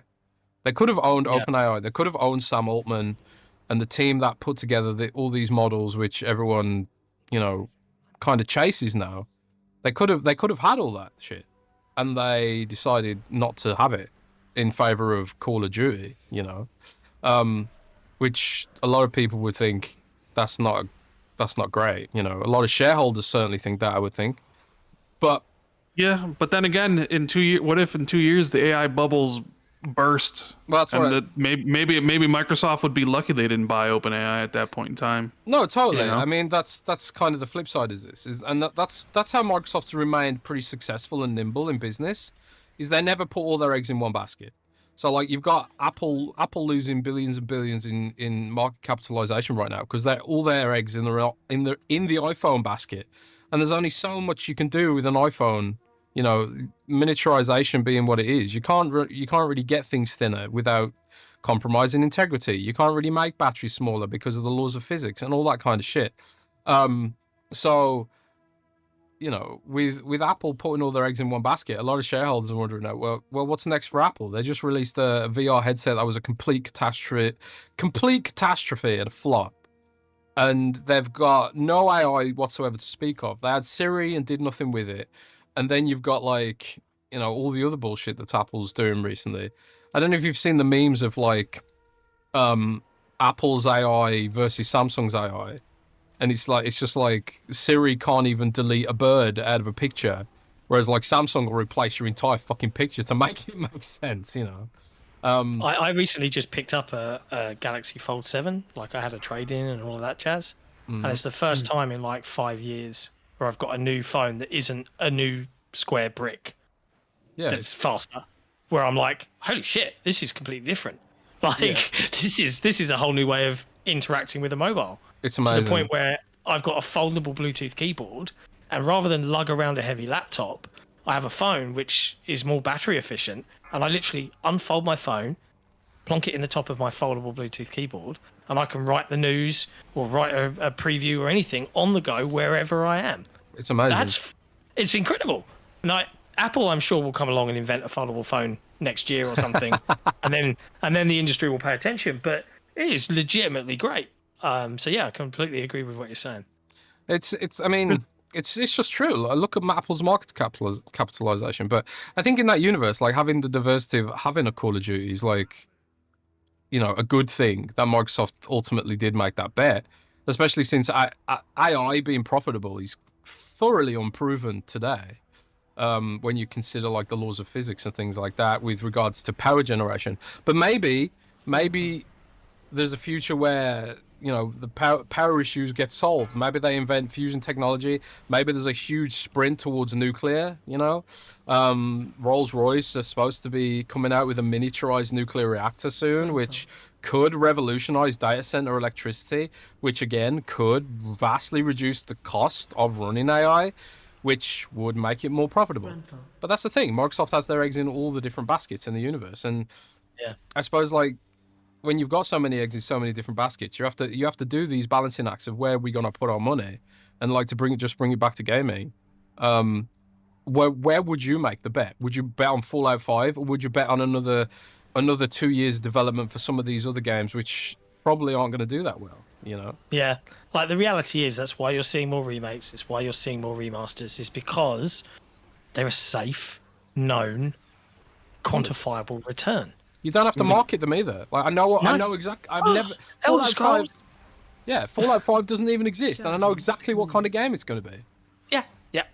You know? Yeah, it's a fascinating like time. Like regardless of all of the drama and the division and the uproar, like I feel like overall I'm playing better games than I've ever played. I'm playing a wider variety of genres than I've ever played, and I'm having more fun with my friends actually playing games than I've ever had, and that can't be beat. You know, like forget all the drama. Like I say it all the time. Like ignore all the noise. Just play games. That's what we all started doing. What we do for that reason. We love playing interactive video games, and we're at the beginning of a whole new way of consuming them that's going to become the norm, and we're going to get new experiences that in some ways, because of the compromised or lower powered tech, you're going to see more imagination and more ideas that get around it and do new things. Like that's something to be excited about. Do you know what I mean? Like that isn't miserable or boring. I can't wait. I think that's awesome. I completely agree. Like stuff like Replaced and stuff like that. Yeah. Or like, yeah. You had Tim Sweeney out here calling out developers, saying developers need to prioritize lower specs first, and that's why half their games don't run well, is because they've gone straight to the high end instead of the low end. Don't know how true that is. I'm not a game dev, but it certainly says something when a game like Forza Horizon will run spectacularly well on a device like a Steam Deck or Overwatch or something like that, and then you've got like Black Myth Wukong, which, you know, doesn't look that good but also doesn't run that good, you know. And that's because the devs ran before they could walk, you know. Yeah. Yeah. It's funny. I was looking at some of the stuff about the Perfect Dark thing, and Christopher Dring, Mr. Dring himself, the king of... Hold on, I heard some other news contradicting this. So the day later, Mr. Dring, right? He says Perfect Dark needed about another $80 to $90 million in funding. Is what he says. And then people are surprised that it gets cancelled. Like, I get it. I don't know. I think he means like the Take-Two thing. Like, it needed another 80 or 90 million, and I'm just like, another $100 million? How much money has been spent on that game in the first place? That's exactly that's exactly the reason. And would you rather have that or Fallout 5? Yeah. Or, you know, or this is what I heard. State of Decay had missed its milestones as well. Yeah. You're correct. I had the same. And it was kind of a case of like, which of these smaller games do we make a bet on? And I think, you know, if you've got to choose between Everwild, Perfect Dark, Contraband, or the third entry in a known series zombie apocalypse co-op shooter, it's pretty clear which gets the money in that situation, I would think. I heard that they were all given milestones, and State of Decay was one of the developers that actually hit it and like got in under the wire and had achieved. And that's why they. I don't know how true that is, right? But I heard differently. Yeah. I heard State of Decay was has been in Dire Straits 2. Jeff Strain left, you know, and that he did a load of weird shit with some other studios as well, like suing people, and like I remember reading like what? there was a lot of drama with Jeff Strain, I think, which impacted State of Decay, and also like you know, getting the studio big enough to build the game that sort of met their ambitions and all that kind of stuff. But the person whose ambition it was in the first place left. Similar situation to Tango Gameworks with Shinji Mikami, right?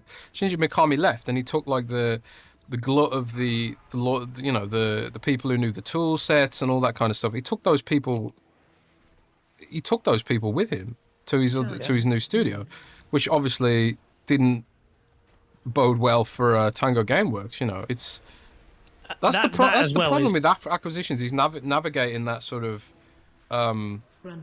that period between the sale and then having the studio sort of regain its footing and find its new culture, because the people who found the studios, they always leave. They take the bag and leave, and that's the point of running a business at the end of the day. So I'm not begrudging anyone who does that. Capitalism 101, right?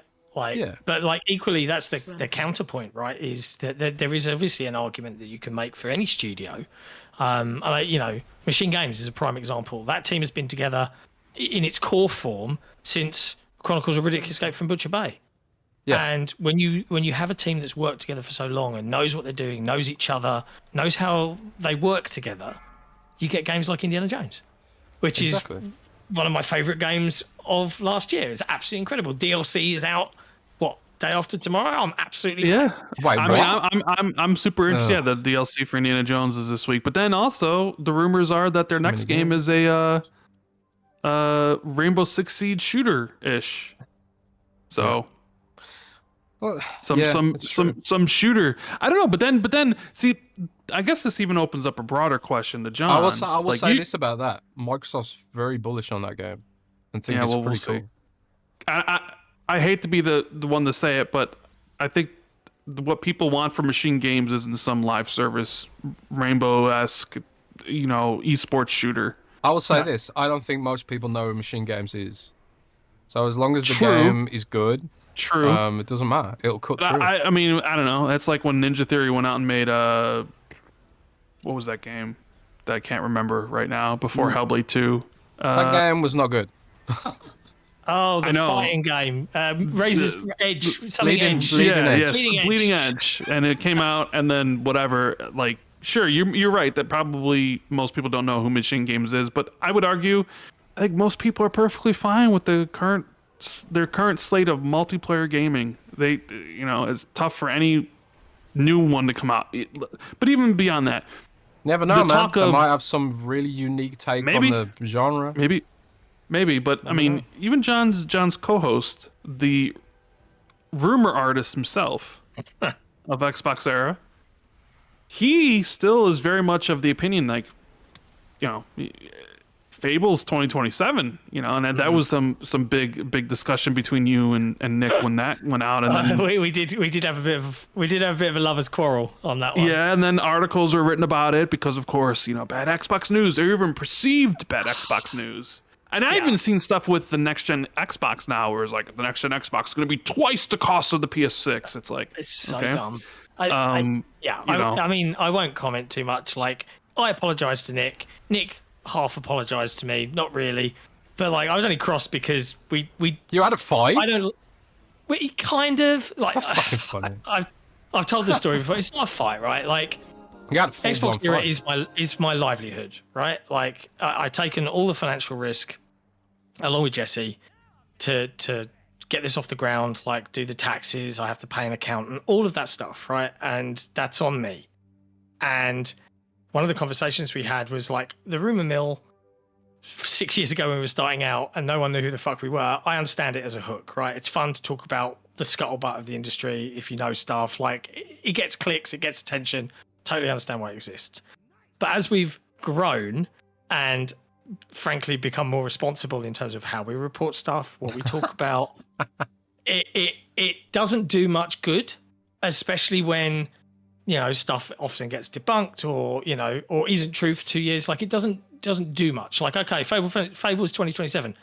What does that do right now? They've only just said that it's delayed into this coming next year, 2026. Why are we announcing another year? Like, why are we talking about that right now? Like, what does that do? It doesn't do anything for anybody apart from create noise. And the reason I got cross was because we had a discussion as a team and said, like, we're just going to steer clear of that sort of thing really from now on, unless it's something where we've got documentation and we can cite it and we can verify it. We probably won't talk about it. But what Nick did, because his ego is what his ego is he arranged for a friend to put a super chat in to create a loophole so that he could say, "Oh, I've heard," straight off the cuff without me and Jesse knowing. That's why I got mad, because it was a deliberate attempt to find a loophole. Circumvention. Yeah, it was a circumvention, and I have to admit, I lost my temper a lot. And the worst thing is, I saw it straight away. I was like, "You've paid Jason to say that." It was like, we've spoken about it, to my knowledge, and I'm sure I'm right. Nick and I are cool. It's always because, like, at the end of the day, if everything falls apart and the whole thing crashes, that's the person it affects financially is me, because it's my job. That's the reason, right? So I have to be careful with the publisher relationships we have and stuff like that. Like, it's a balancing act. Like, if I've got something I can verify, I will go and communicate to the publisher. I'll be like, "Yo, I've got this. I want to write about this. Do you care to comment?" That's the way you should do these things, right? Just saying stuff nowadays, that recently. It's not my jam. Yeah, but yeah, I don't know. Bit drama. What I kind of was going to go into with the broader point was, you mentioned. I'm really sorry, but I need to wrap up soon because. Oh my lord, we're chatty Cathy's today. Sorry, no. I would honestly Jazz just wants to end it. I would honestly sit here and chat just forever. Wants to end it. My mom's got norovirus, right? And my brother keeps knocking the door about something. So we're gonna have to sort of have some final thoughts here. We'll wrap it up. Let's have some final thoughts. What was you gonna say, Ron? Well, I was just gonna say, basically, because you guys were talking about these games that Xbox was publishing that all had problems, and it was like, okay, we can save one of them or whatever, and I was like bringing up the Fable thing because Nick mentioned the Fable thing being like 2 years away at this point potentially, and I'm just like, and John had talked about, well, who gets the blame or what have you, and my thing was just like, well, do you think there's is it just that's just development where you have 5 games or 4 games that are just in that state, and it's like, okay, it's been 5-6 years, what's going on here? Is that just like an individual thing where each one of those studios are just having their own problems, or is there like, hey, Matt Booty's maybe like his leadership styles, of the way I always viewed Matt Booty's, and maybe I'm wrong, I don't know Matt Booty, but like the way I kind of always viewed Matt Booty's like leadership style is like he's a rich uncle. So he's just like, if you need more time and money, great, I can get you more time and money. But if you actually need like direction and all those other sort of things, I'm not your man. I got too many other nephews and nieces to be able to, completely fair on that point. He's not there to be a producer. He hires producers to do that bit. So they're and maybe this is. Well, then I guess you could. Are they hiring the right producers then? Well, yeah. I mean, that's why Bonnie Ross doesn't have a job anymore. But it's kind of like, I do think that's part of it. Is like. There is a structural difference between PlayStation and Sony. Like, Sony has a centralized, as from what I understand, Sony has some kind of centralized production team, and Xbox doesn't. So like that's why, like, with Sony, I know we joke about the sad dad over the shoulder thing. The tropes that Sony's games often tend to lean into, there's a reason for that, and it's because they've got a centralized production team, which probably have like similar tastes. But on the flip side of that, you get the consistency, right? You get exactly what PlayStation gives you, what a consistent level of quality. You know what to expect from PlayStation, so on and so forth, right? It's funny you say that because Microsoft doesn't have that. Just as a quick aside, Colt's been taking all the first-party releases from Xbox and PlayStation this gen, right? Oh. And Xbox's Metacritic score is higher than PlayStation's. So, like, because I know the perception is PlayStation's games are higher rated and they're bangers, but when you actually plot them all out, Xbox's releases are like an 81.8%, and PlayStation's is like 79%. Yeah, well, you know, that could be like maybe something's changed more recently, and maybe Microsoft's way is. I'm just saying, like, so even not like, you know, people will be like, well, PlayStation games are just better, but then if you actually like delve down into the numbers, it's like, no, they're basically exactly the same. And Xbox is a little bit better, but then they'd be like, well, Xbox bought all their games from Bethesda and Activision, so those, you know what I'm saying? Like, I'm just I completely get what you're saying, but it's like just to the point, you know. It's my point was less about like quality and more about just about structurally how things are done and how things at least historically differed. I don't know, to be honest, if PlayStation still does it that way, because obviously there's been a lot of restructuring too. Yeah, there has been. I mean, like Jim was there and Herman's. What do you think, John, about like? Is it just game development where you have like 4 or 5 games that are in trouble, but then like the rest of the games seem fine because they've gotten out 12 games this year and they have more coming next year?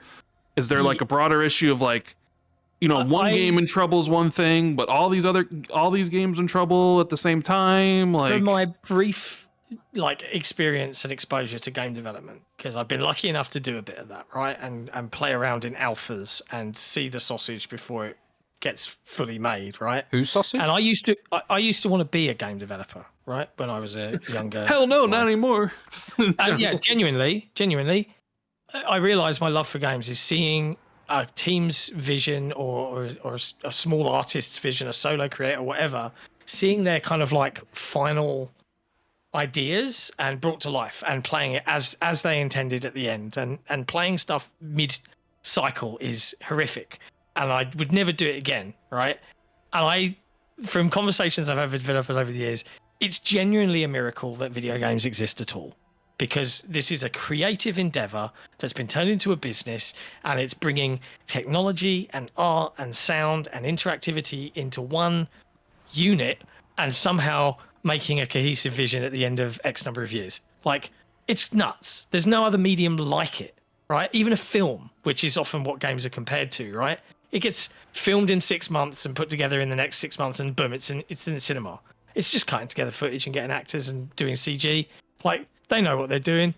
Games are completely different in that way, and we can break them as the users, and we get set rules, and then we can bend those. And I don't think it's indicative that there is a big problem at Microsoft, but I will say that if you were to say to me, oh boy, Microsoft have a lot of middle management that are making life difficult, I would absolutely agree with you in every sense of the word, right? So I think it's a little bit of column A and a little bit of column B. Games are hard to make.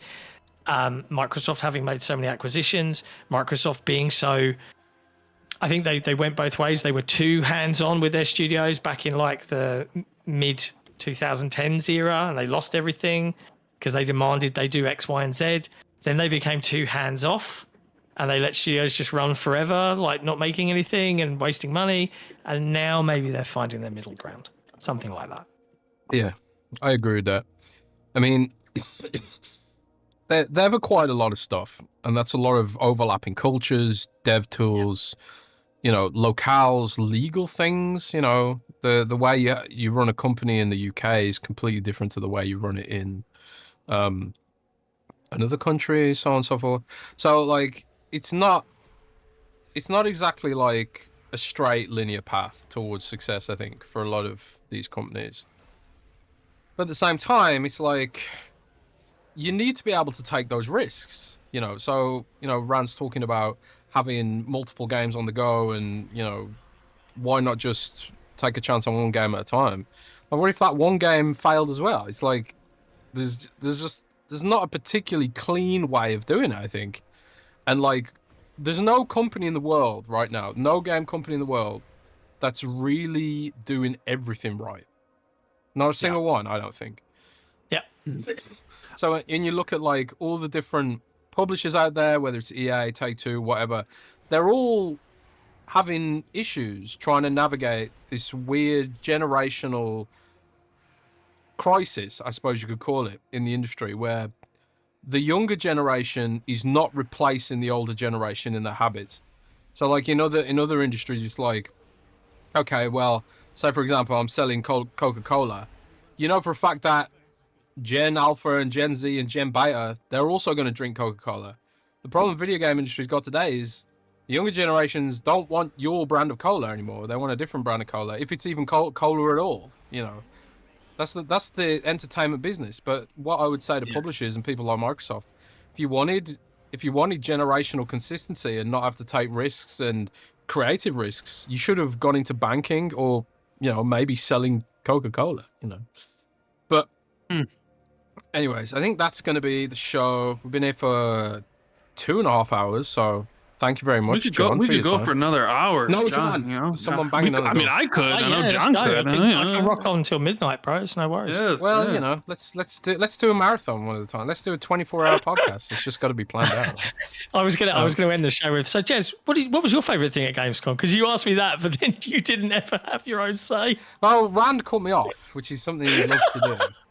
Because like, well, yeah, I mean, we have to talk about that on Friday, you know. Yeah, true that. But for Friday. I already put out there what my favorite game of the show was, and I think I even mentioned it on the show. It was yeah, you mentioned it. You mentioned it all the fucking time. Yeah, Chronos. Hey guys, did you know Jez likes Chronos: The New Dawn and it was his favorite game at Gamescom? Did you know that, guys? Did you know that? So good, so good. But yeah, Chronos was amazing. But I'll talk more about it on Friday, or you know, this week Friday. It'll be last week Friday for people listening on Spotify and whatever.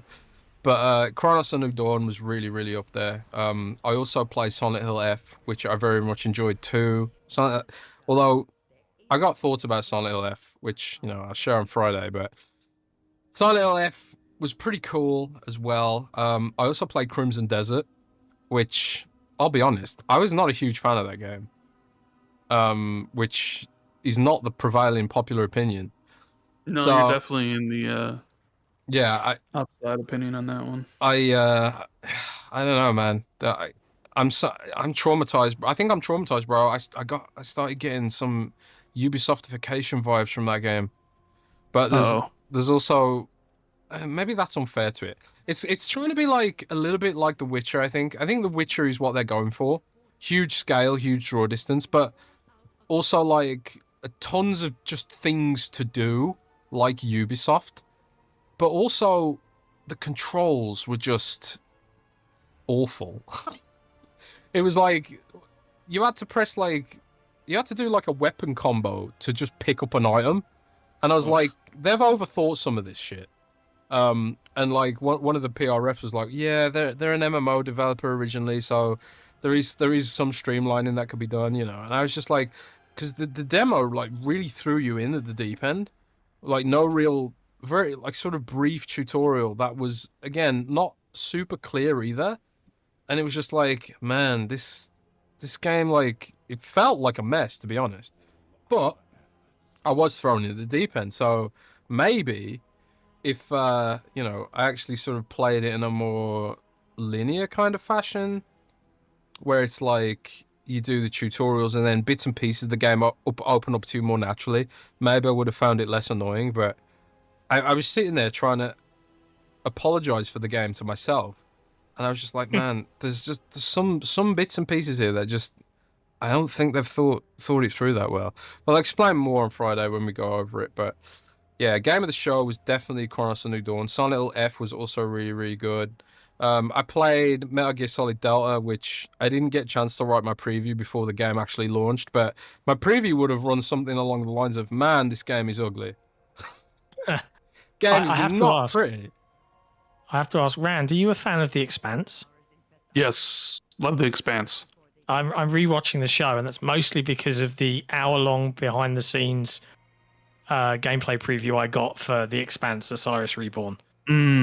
Holy shit! get hype.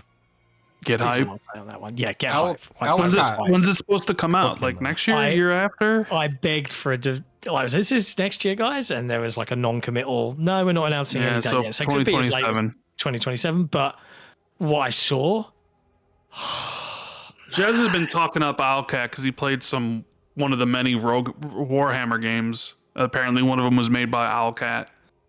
And Jez was like, he actually finished the game. Like, I think it was the one game he finished this year. It was like, this game's amazing. And it's Rogue Trader, man. Rogue Trader. Yeah. And now they're doing this game, and best RPG Expanse is amazing in years. So like the writing, combat. You notice how amazing. like, you notice how Jez is like, we gotta go, but he's still here chatting away like a chatty Cathy. Like, do we really gotta go? You know? Yeah, we've got to go. We've got to go. Okay. But anyways, yeah. So John, please tell the fine folks at the Xbox 2 universe where they can find you on the internet. I'm sure they're already aware. As the co-founder and editor-in-chief, or whatever that title means, of XBOXERA.com, you can find me there and on Blue Sky and Twitter if that's your jam. Love video games is the general nutshell. So, and as I always say, if you're tired of hearing from pundits that don't play on Xbox, try visiting a site where the team does. XBOXERA.com, that's where we are. We'll see you there. And Windows Central is a nice friend of ours, so it's fine. Yes, we also actually play on Xbox and use the PC handhelds that the pundits pretend to use that actually don't. So yeah, check Xbox is a very good website, very good layout. I used to be a web designer in another life, and I was like, man, that's a really good layout. It's almost as good as Xbox Mad, which I designed back in the day. But all of John's links are in the description. You also know where to find Randolph Thor 19, the man with the million. Also Xbox 2, patreon.com/XB2. That's where this aired first. And if you enjoyed shows like this, come and check us out. I think it's $5 a month to get access to these shows early.